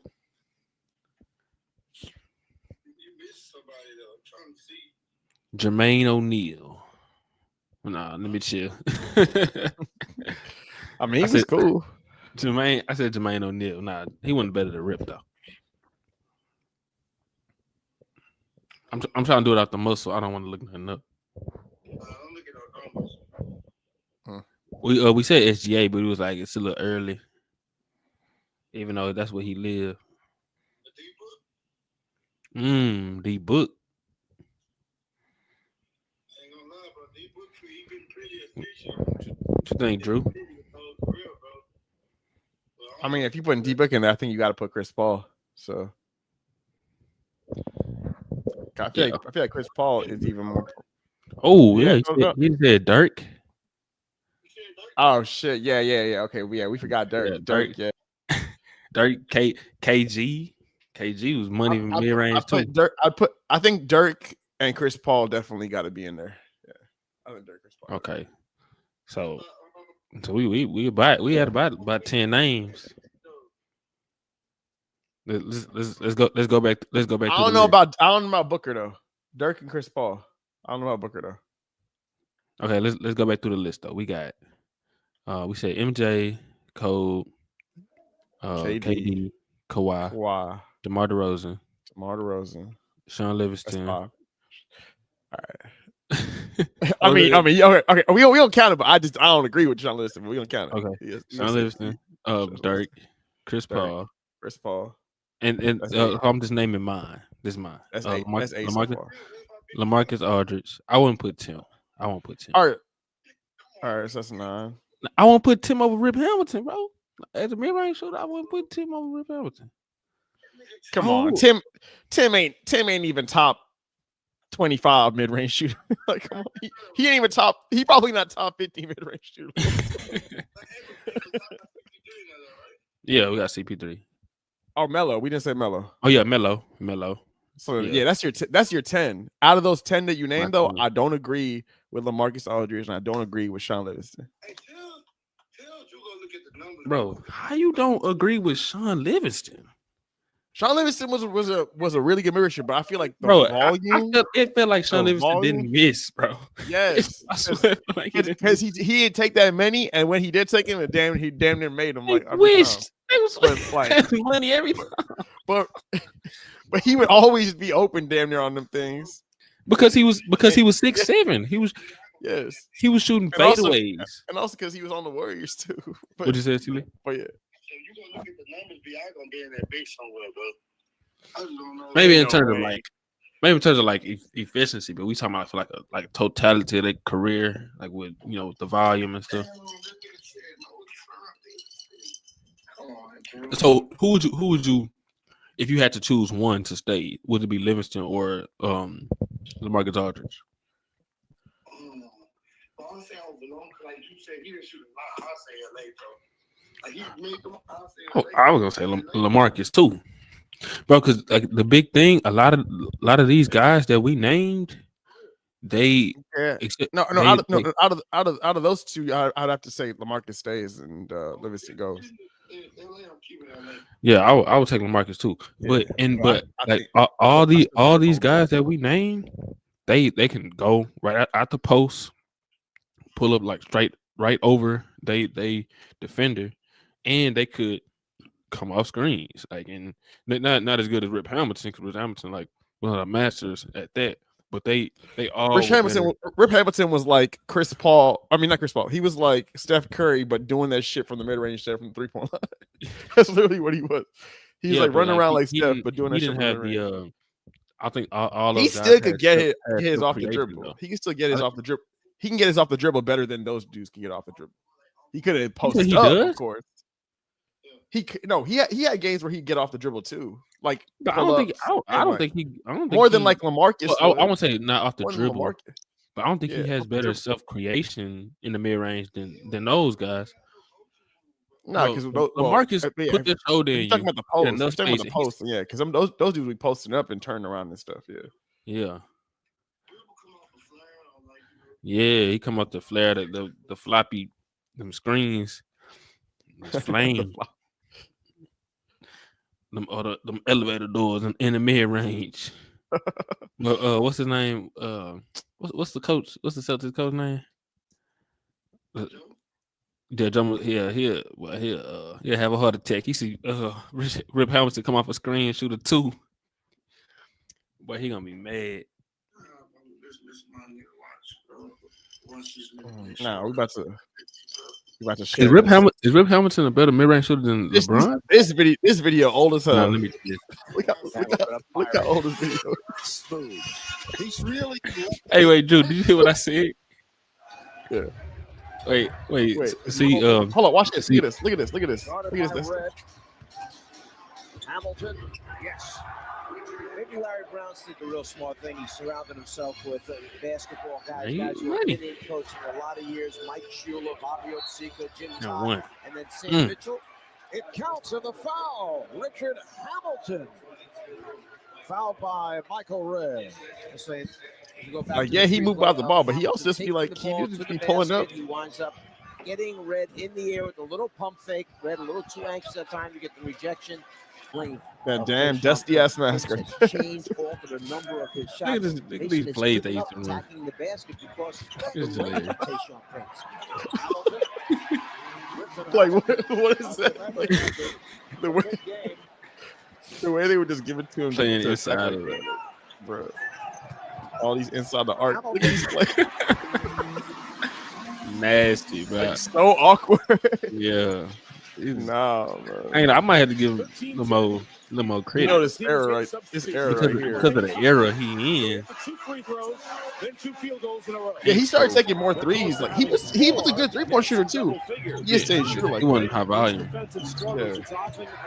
But that's what I've seen a lot of. And he's so fast. Like, his mid range was so fast. He get to a spot just ding ding like just really quick. And this third quarter. Hamilton.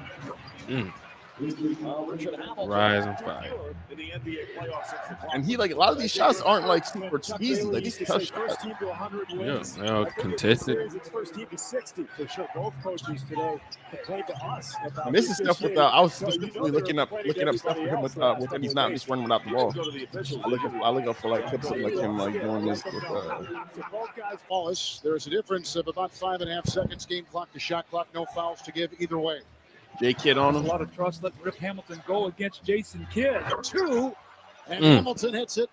He's got a game high 16. We mentioned the Pistons 5 of 11 with the 3-point shooting night. Phillips with a couple, and Lindsey Hunter with a couple. Here comes Hamilton with a nice Ooh, and one. Coming for 2 and a 5. See, that rest helped Richard Hamilton. He worked so The hard. Devin Harris. Half minute to play in Devin Harris. I regulation with the forgot he was Pistons like on top I by forgot all about 2. that. He No was all-star fouls to too with give either way. that. Hamilton with Kidd bumping out. Richard That's a Hamilton crazy with shot. big-time shot. Man, he And cooking. for the He's game, cooking Look at the the shot. Look at the shots. this game. Pistons on top by 2. Yeah, they had some crazy match playoff series. Look at this shot though. Like what the hell? With Kidd bumping out. Richard Hamilton with a big-time shot. And for the game, a game high 24 points. And Hamilton puts the Pistons up by 4 with 15.5 seconds to play in regulation. It's the playoffs too. That was in the playoffs. Care of itself. See, that's more like what like people remember. What a shooter. Is him like Carlisle stuff just like that. diffused the whole situation. He says, hey, I changed jobs. Oh, wait, That go happens back in this to that business. play. And the guy that took my job Wait as a a Hall of second. Fame I coach. think they was trying to run like a hammer action or something. Playoff history. He says, hey, Look at Ron Artest. what a shooter. Rick Carlisle's just diffused the whole situation. He says, hey, I changed jobs. That happens in this business. Bro, I can't. And the guy that took my job's a Hall of Fame coach. What am I supposed to say? Yeah, I can tell you that Playoff history. It froze. I don't know. I didn't see it, but Oh, I didn't get it. Canseco letting him know it. Let me go back. I ain't go back far enough.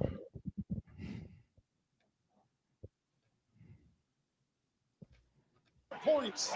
yeah, we said Kobe. Puts the Pistons Oh, yeah. up by 4 with 15.5 seconds to play in regulation. Be a 20 and 10 guy. That'll take care of itself.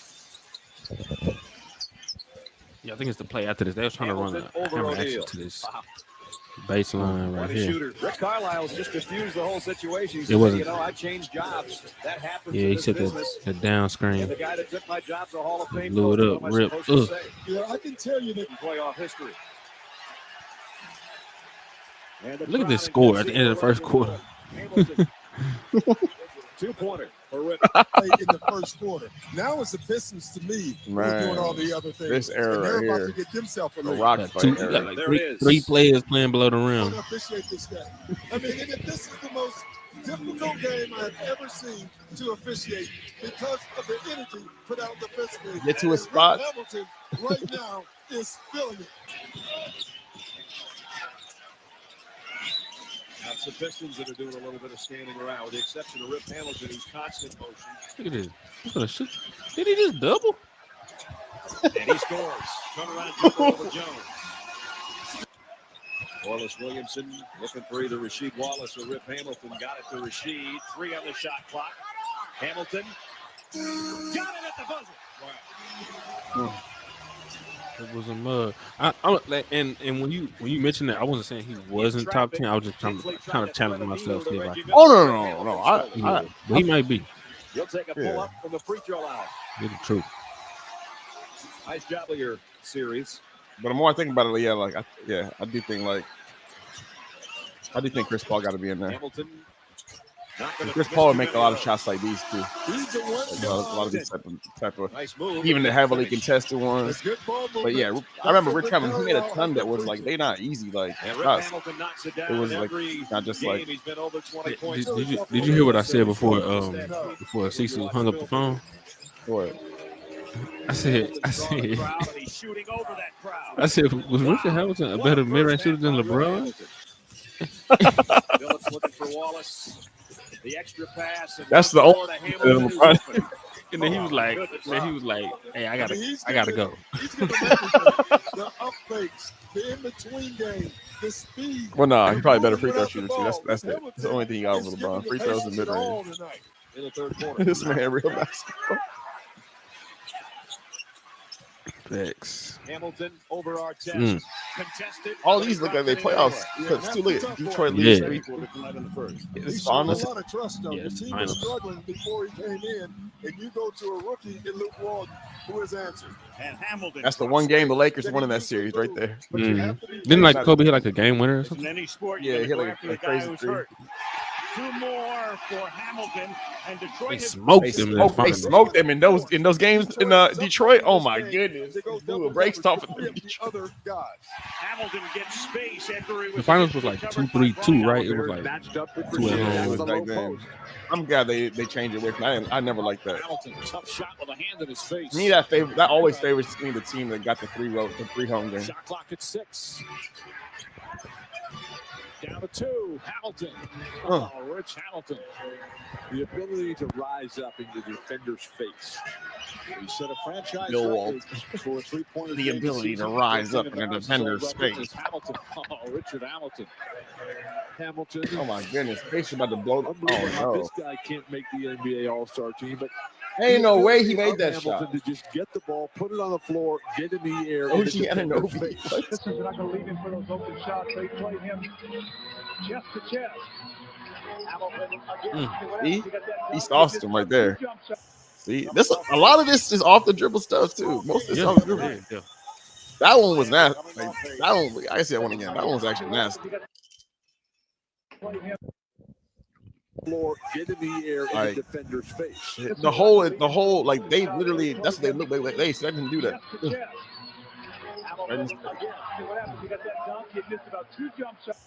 Coming off a strong game the other night. I think Miami has done such a much better job. Dude, Carson Towns. He knocks down the jumper, but they played those in the quarter led by Rasheed Wallace. Man, I really forget how this stuff looks. We're getting that this stuff is not HD. I was like, man, it did not look like this when I was watching. I swear. I swear I remember it. I can't even see their numbers. I swear when I was watching it, then it was 4K. Hesitated on the shot. Shot clock to 3. Here's Hamilton. Yes. And the game is tied at 62. He's gotten so good at being able to come off that dribble and pull up and take that shot. They went back to the finals this year, right? Didn't D-Wade get hurt? In the conference finals? 2005, yeah, he got hurt in the conference finals. Yeah. He got hurt like in the last, the second to last game. I think. 14 minutes since either team led by more than 3. In the finals, they end up winning this game. I remember they lost the first 2 games and they won the next 2. On the shot clock. They won 3 and 4. It was like a weird ass series because I remember like they lost the first game and then game 3 and 4 they blew the Spurs out both game 3 and game 4. Mm-hmm. Yeah, Ginobili was hooping in series. From the outside, long 2 for him. That was his 14th. What's her name? Rasheed Wallace sold them, I think, in was it game 5 or 6? 10-0 run. So When he left Robert Ory wide open. Yeah. Prince cuts inside. Hamilton will lay it off for McDyess. Hamilton tries to find room, does, and step through. And he went to the Pistons. Point lead. Hamilton with a deep shot. Look at LeBron.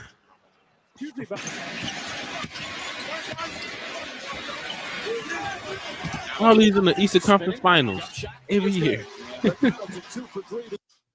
Yeah. But nah, man. Shout out to Rib Hamilton, man. Forgotten, lost a lot of history right there, Richard Hamilton. There go y'all history lesson from the Double Dribble podcast. You got drafted to the Wizards too. I remember he played with Jordan. Yeah. Him and what's his name? Jerry Stackhouse. I almost said Crabtree. I don't know who made me think of Crabtree.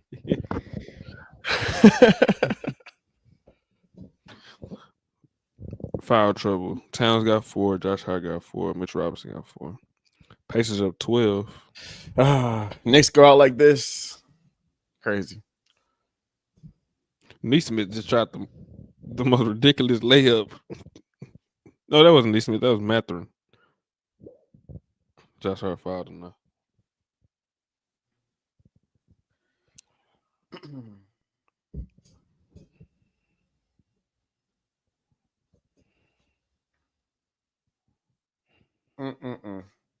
Pacers go to the finals, put the whole Eastern Conference in the Phantom Zone. We gotta start doing 1 through 16. Straight up. Pacers make the finals. I need to see top 16 teams, 1 through 16 immediately. No more of these games.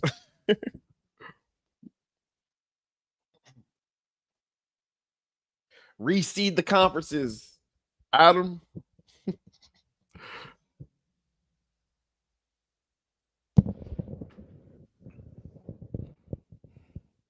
Oh wait, we completely forgot about the hoop grid. Yeah, you're right. we started talking about mid-range shooters. I'm actually trying to remember what even sparked that. Richard. Oh yeah, the hoop grid. The hoop grid was sparked it. Yeah, and then you said nostalgia brought to you by Hoop Grid. Well, I did Richard Hamilton, so let's see. We said Josh Smith for the Pistons and Hawks. You want to go Josh Smith? Let's do it. Let's see what we got.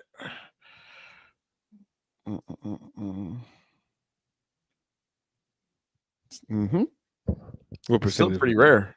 6%. All these pretty rare stuff. Hawks and Pelicans.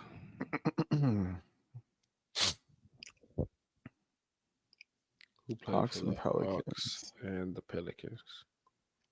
Oh no, we should have just waited for that Josh Smith one. I forgot. Yeah. Oh yeah, you're right. That probably is. Hawks and Pelicans.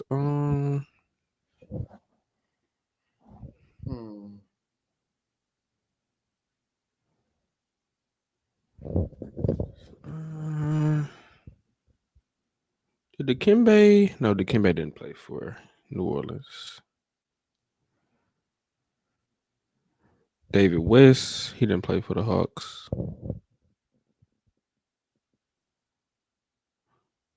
Oh, DeJounte Murray. Yeah. Or Dyson Daniels. The other Dyson Daniels ones might be more likely than DeJounte Murray. I just feel like he's, even though he kind of really blew up this year, but yeah. Because I was like, have they ever made a trade with each other? They traded with that was the trade for each other, but I just feel like DeJounte is going to be more. Wait, before you put that, who else was involved in that trade? Larry Nance. Let's do it, Larry Nance. That's a good one. Make sure it's Larry Nance Jr. Dang, we ain't even getting no. Oh, 7%. Okay. All right. Okay, 2 triple doubles and played for the Hawks. It should be easy. I don't want to say Trey Young though.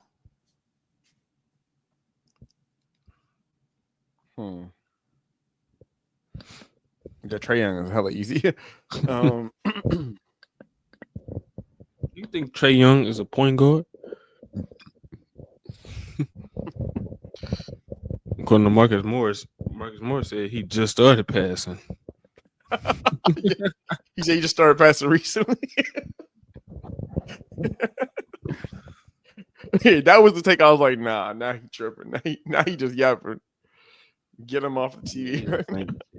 He just started passing. Trey Young, person in college who led the league and led the country in assists. Passing is his best attribute, literally. Literally. It's not anything else. It's passing. It's crazy. We could probably use DeJounte Murray for this one. 2 triple doubles. Yeah, for sure. What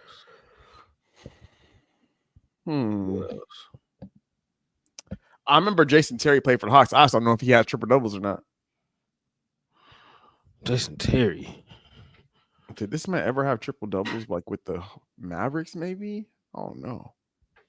I don't think he was such a scorer though. I don't really know if he ever got. I feel like he may have got.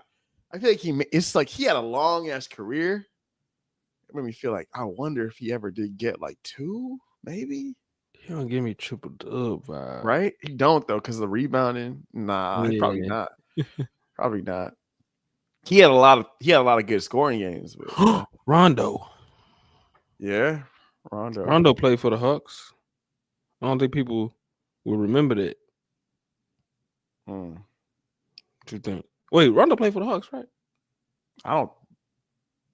No, did he? I don't think so.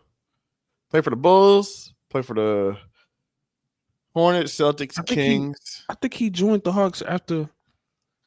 Played for the Cavs. I'm pretty sure he played for the Hawks, Drew. I think you should trust me on this one. I'm not gonna look it up, but I'm pretty sure he played for the Hawks. What other Hawks guards are we forgetting over the years? So we know. Because I was thinking Joe Johnson maybe has had triple double, but I think that would be like too easy.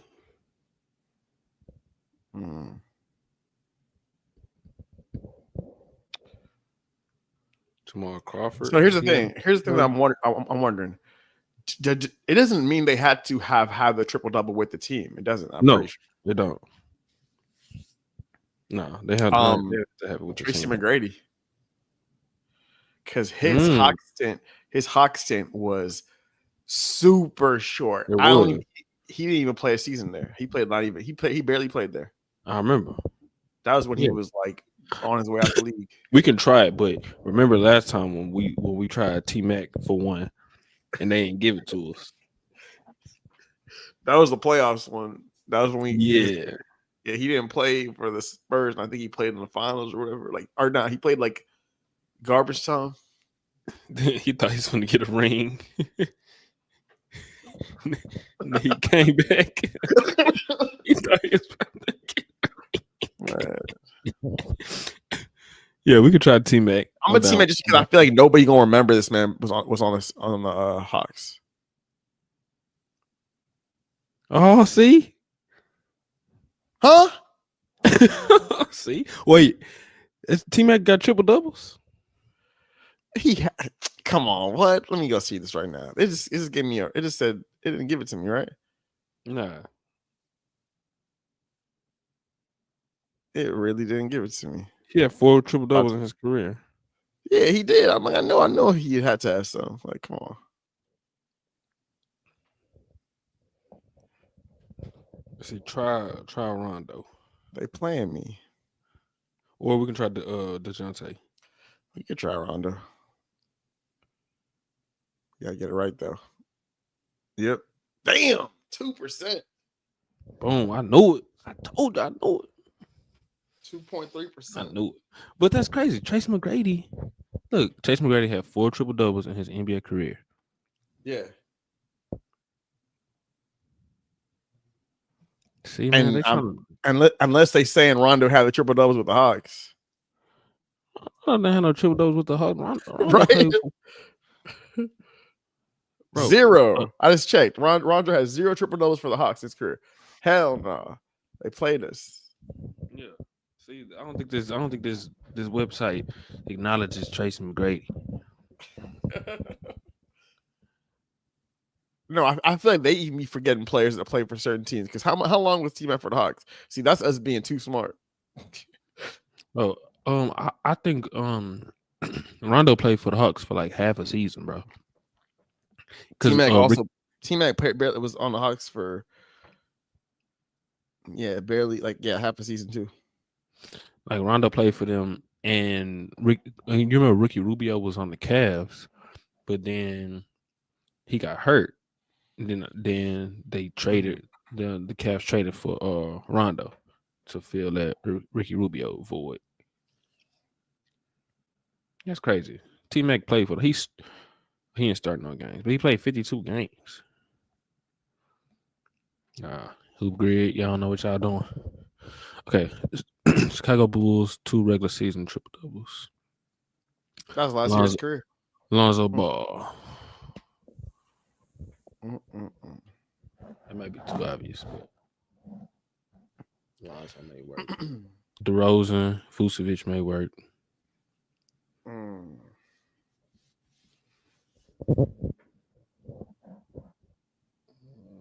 Well, DeRozan, I'm sure DeRozan probably got triple doubles.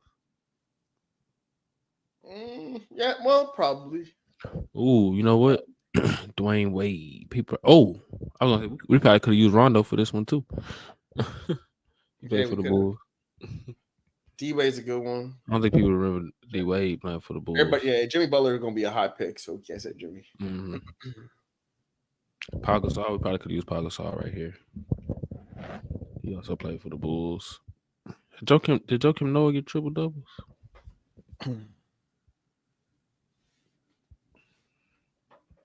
Oh yeah, Joakim Noah. Yeah. So Joakim Noah got triple doubles? Yeah. Joakim Noah. We go on Joakim Noah. That's a good one.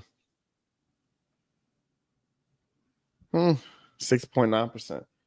Because he was known for being a passer big. It has a hint mode on here. All right, we need 20 rebounds. Oh, we ain't using that. Nah. 20 rebounds for Pistons, 20 rebounds for Pelicans. Give up is an option. That's crazy.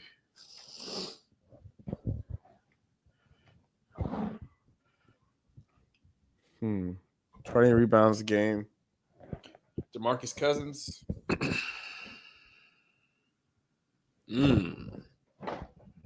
Marcus Cousins. That would be a more rare pick than Anthony Davis for sure. Yeah, definitely. Oh, you know what? Valanciunas played for the Pelicans too. He did. Pelicans. I was gonna say, hey, do you think Julius Randle has ever got 20 rebounds in a game?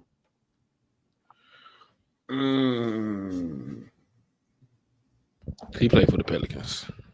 He's definitely gotten like more than 15. I also know he gotten 20.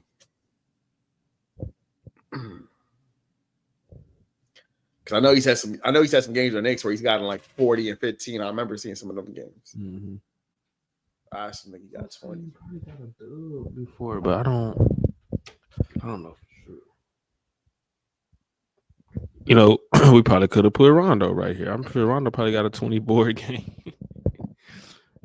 Oh, you know what? Let's try to think. Steven Adams worked there too, but I think that's too easy. I think maybe. I don't know if you remember. Did Elfrid Payton have some type of crazy game with the Pelicans? Did he have 20 rebounds? Elfrid Payton. I know he played for the Pelicans. I know for sure. Yeah, that's not he had any game like that. I don't remember. I kind of don't know if he had 20 boards though. I don't know if he had 20 boards. Has Chris Paul ever had 20 boards? Nah. I'm pretty sure.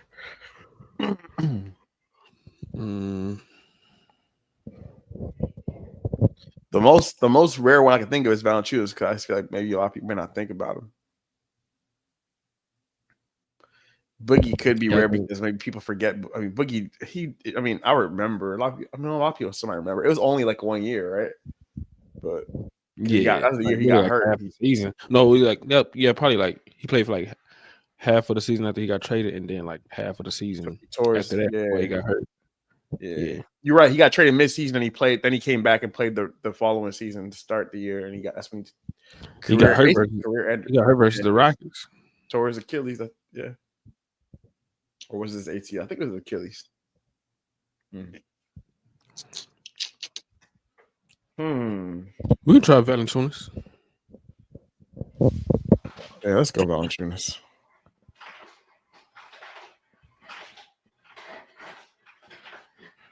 Damn it. Man, that's too high. Yeah. I wonder if we could still try to put other players in to see if it would see what it would give us. Steven Adams. Better. Oh, so it'll let you do that. Oh, so we can edit okay. As long as you get it right, I guess you can edit it, huh? Let's try DeMarcus Cousins. Oh no, we can do that. Oh, he the highest. Okay, that one makes sense. All right, Steven Adams. That's good then. Steven Adams. A lot of people forget then that he played with them. Probably because he be getting hurt so much. Yeah.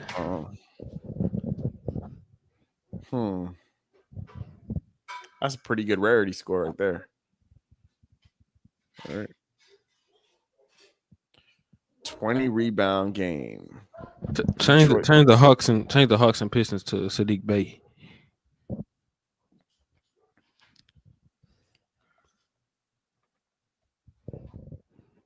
Oh, it's actually higher. Oh, it went up.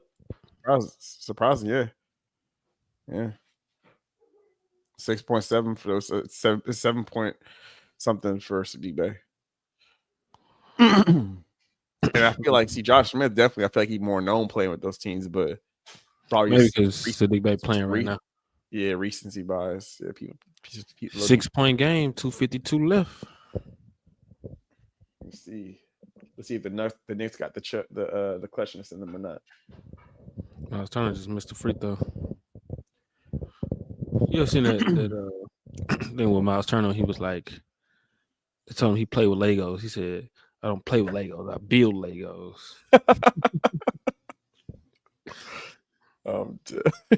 Like he took a piss. Yes. Is he gonna make this one? Yeah, he made it. All right. Well, we know plenty of options for this. We just can't think of some really rare ones. Actually, we can rotate them though because we actually know all good answers, right? So it lets you do that. Yeah. See, I ain't know let's do that. That's okay. So we could do Drummond. We could try. I think that's probably gonna be the highest one. 10. Oh shit, that probably ended it, didn't it? Oh yeah, because the last one. Fuck. Wait, hit the you hit the exit. It will let you change it. Let me see. Tragic. You know, then you click on it. Nah, I shouldn't have did that shit. Fuck. Well, that passed by Haley. I should probably did freaking. Look at Cat. Oh, he grabbing his knee. They both just hit oh man. Both of them just got hurt. Well, that's a really good grid though. Higher than 77.8% of the grids. Man. Towns and Neesmith both just bang knees.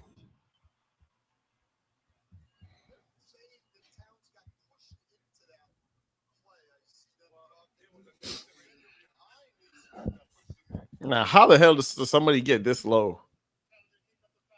Cheating. They looked it up. Look at these people. Yeah, they definitely cheating. 1.9, 2.5. Ours was really good though. We were right around here.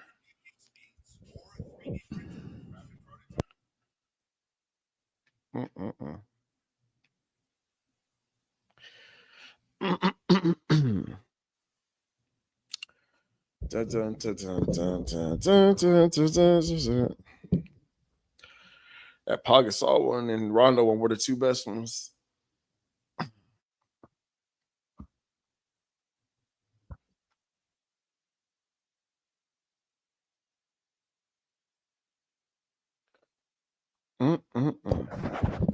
Which one you said? Pau Gasol. Would it let you change it, or it's not letting you change it anymore? I mean, it's kind of put the last one in already. I guess you could probably switch out for the other ones, but the last one, once you post it, it just finalizes it. Oh, okay.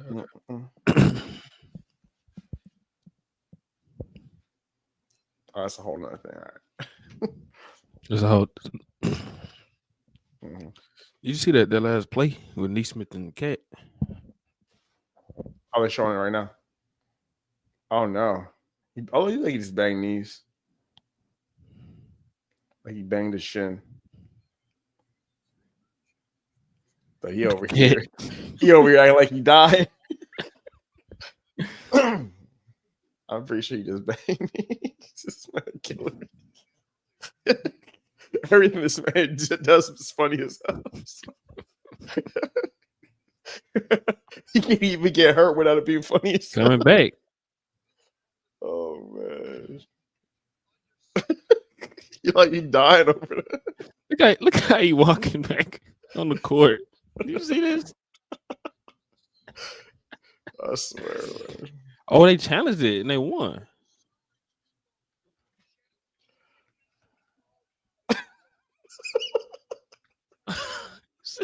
See this dude walking.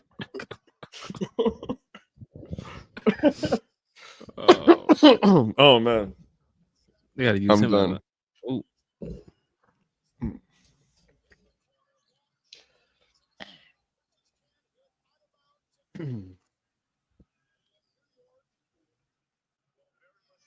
Let's see. All right, Jeff. All right, clutch player of the year.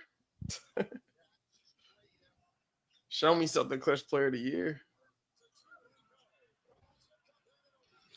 Bridge is shooting all the shots. Oh, who is this calling me? Oh, somebody calling me. Hello? Who is this? It's Booty You. I don't give a fuck, Booty You. All right. Somebody... It's Booty You.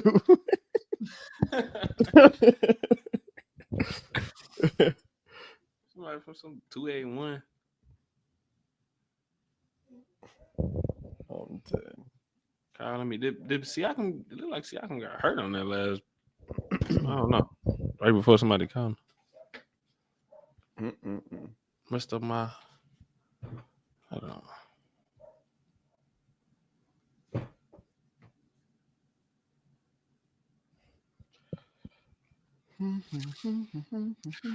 I got it back on. It was always on go. Damn, Tibbs, you thought you were gonna go to the finals this year, huh?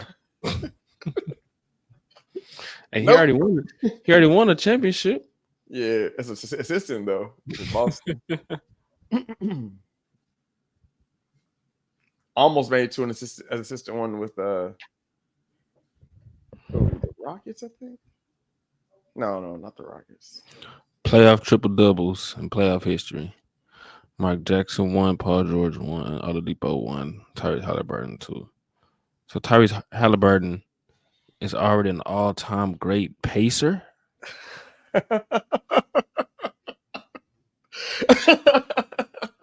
You know something, Andrew? They're killing me. Need to start putting some respect on the Halliburton. He just passed up Jamal Tinsley on the all-time Pacers list. He been passed up Reggie Miller.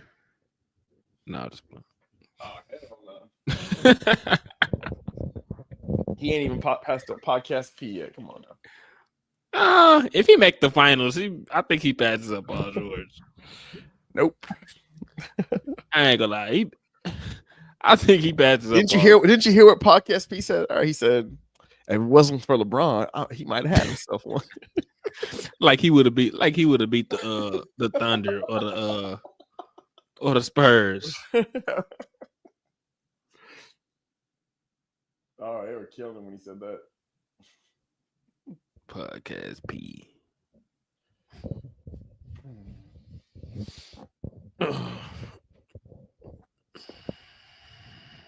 Siakam turn around Jay. Nope. Big rebound. Nope. I thought Neesmith had that Right, rebound with too. the outlet.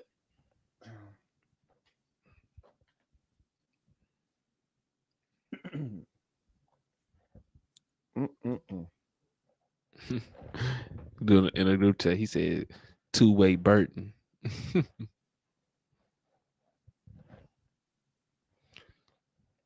Two-way Burton. Two-way Burton because he got 4 steals. Oh, Hallie hit Jalen Brunson celebration on him when he hit the 3. I didn't see that yet. Yelich walk-off grand slam. Who they playing? The Sox.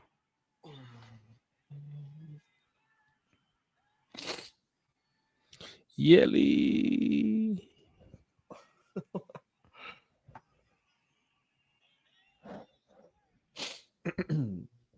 Oh, yeah, they playing keep away. Nimhart. Oh, going to work on Brunson. 2020. Oh, good D.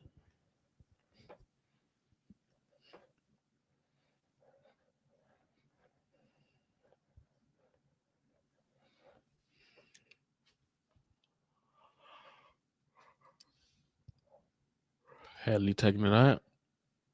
Oh, good pass. Topping for the dagger. Game. That's game. Oh, that Lord. is game. Good night. Damn, Brian Windhorse laughing.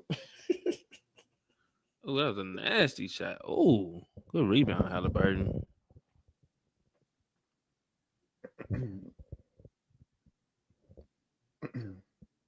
Wow. Windhorse gonna be walking in New York with his head held high. I would have bet a couple $1,000. You tell me the Pacers going to the finals. I'd be like, you crazy. Bro, you already know we gonna see that post where some dude bet like and won like $1 million or some shit. Yeah. He bet $3,500 on the Indiana Pacers. He a lifelong Pacers fan.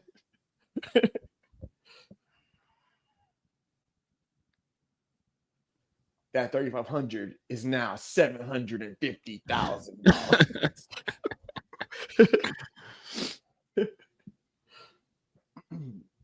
Third player in playoff history with 30 points, 10 rebounds, 15 assists. Joins Oscar Robertson, who did it 2 times, and Jokic did it 1 time. Look, they let Hallie Daddy back at the game. They said he can't sit courtside no more.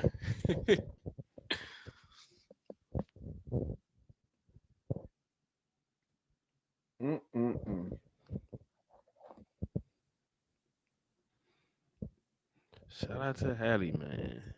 The Hallie band. He far away as hell from the freaking court. He way in the clubhouse. Oh.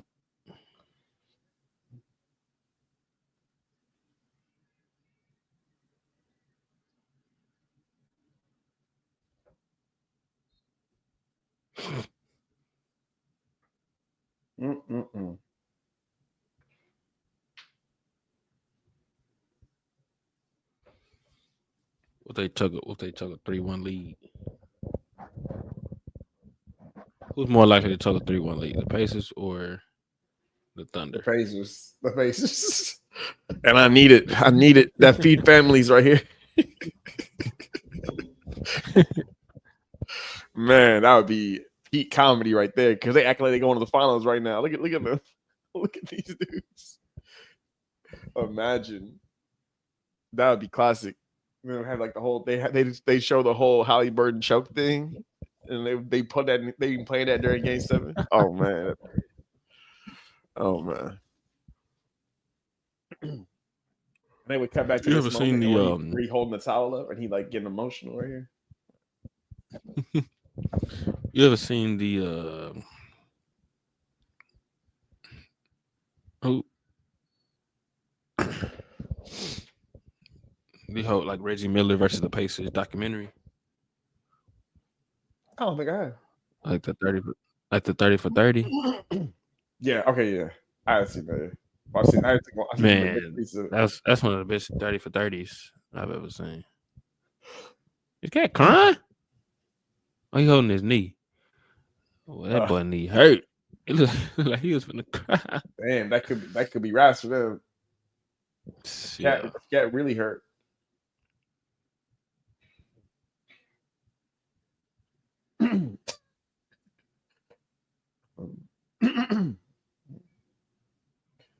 Oh yeah, First he gonna be history doing way worse. 30, Tomorrow. 0 turnovers. Oh no, they're gonna be gassing like crazy. 0 turnovers. Do you see that? Oh Lord. Put some respect on the Hadley. First in playoff history with 30. Hey. Oh my God! Oh, no. Tyrese Halliburton. No. Tyrese Halliburton, rising superstar. Man, I can't wait for them to get swept in the finals. Hey, what if they get to the finals and SGA gets hurt? SGA, knock wood, SGA is dealing with knee soreness. Bro, that would honestly that would cement like exactly what they've been dealing with the past couple of years. Jalen Brunson thought he's one of the finals when they beat the Celtics. Like this, damn, we did it. We did it. We definitely gonna beat the Pacers. So they won in the last time the Pacers was in the finals. They played the Lakers. They won in 5 or 6. The Lakers?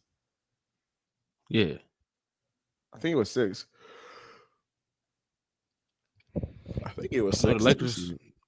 I want to say it was 5. I don't think it was 2-3-2 at that time. The Lakers won at home.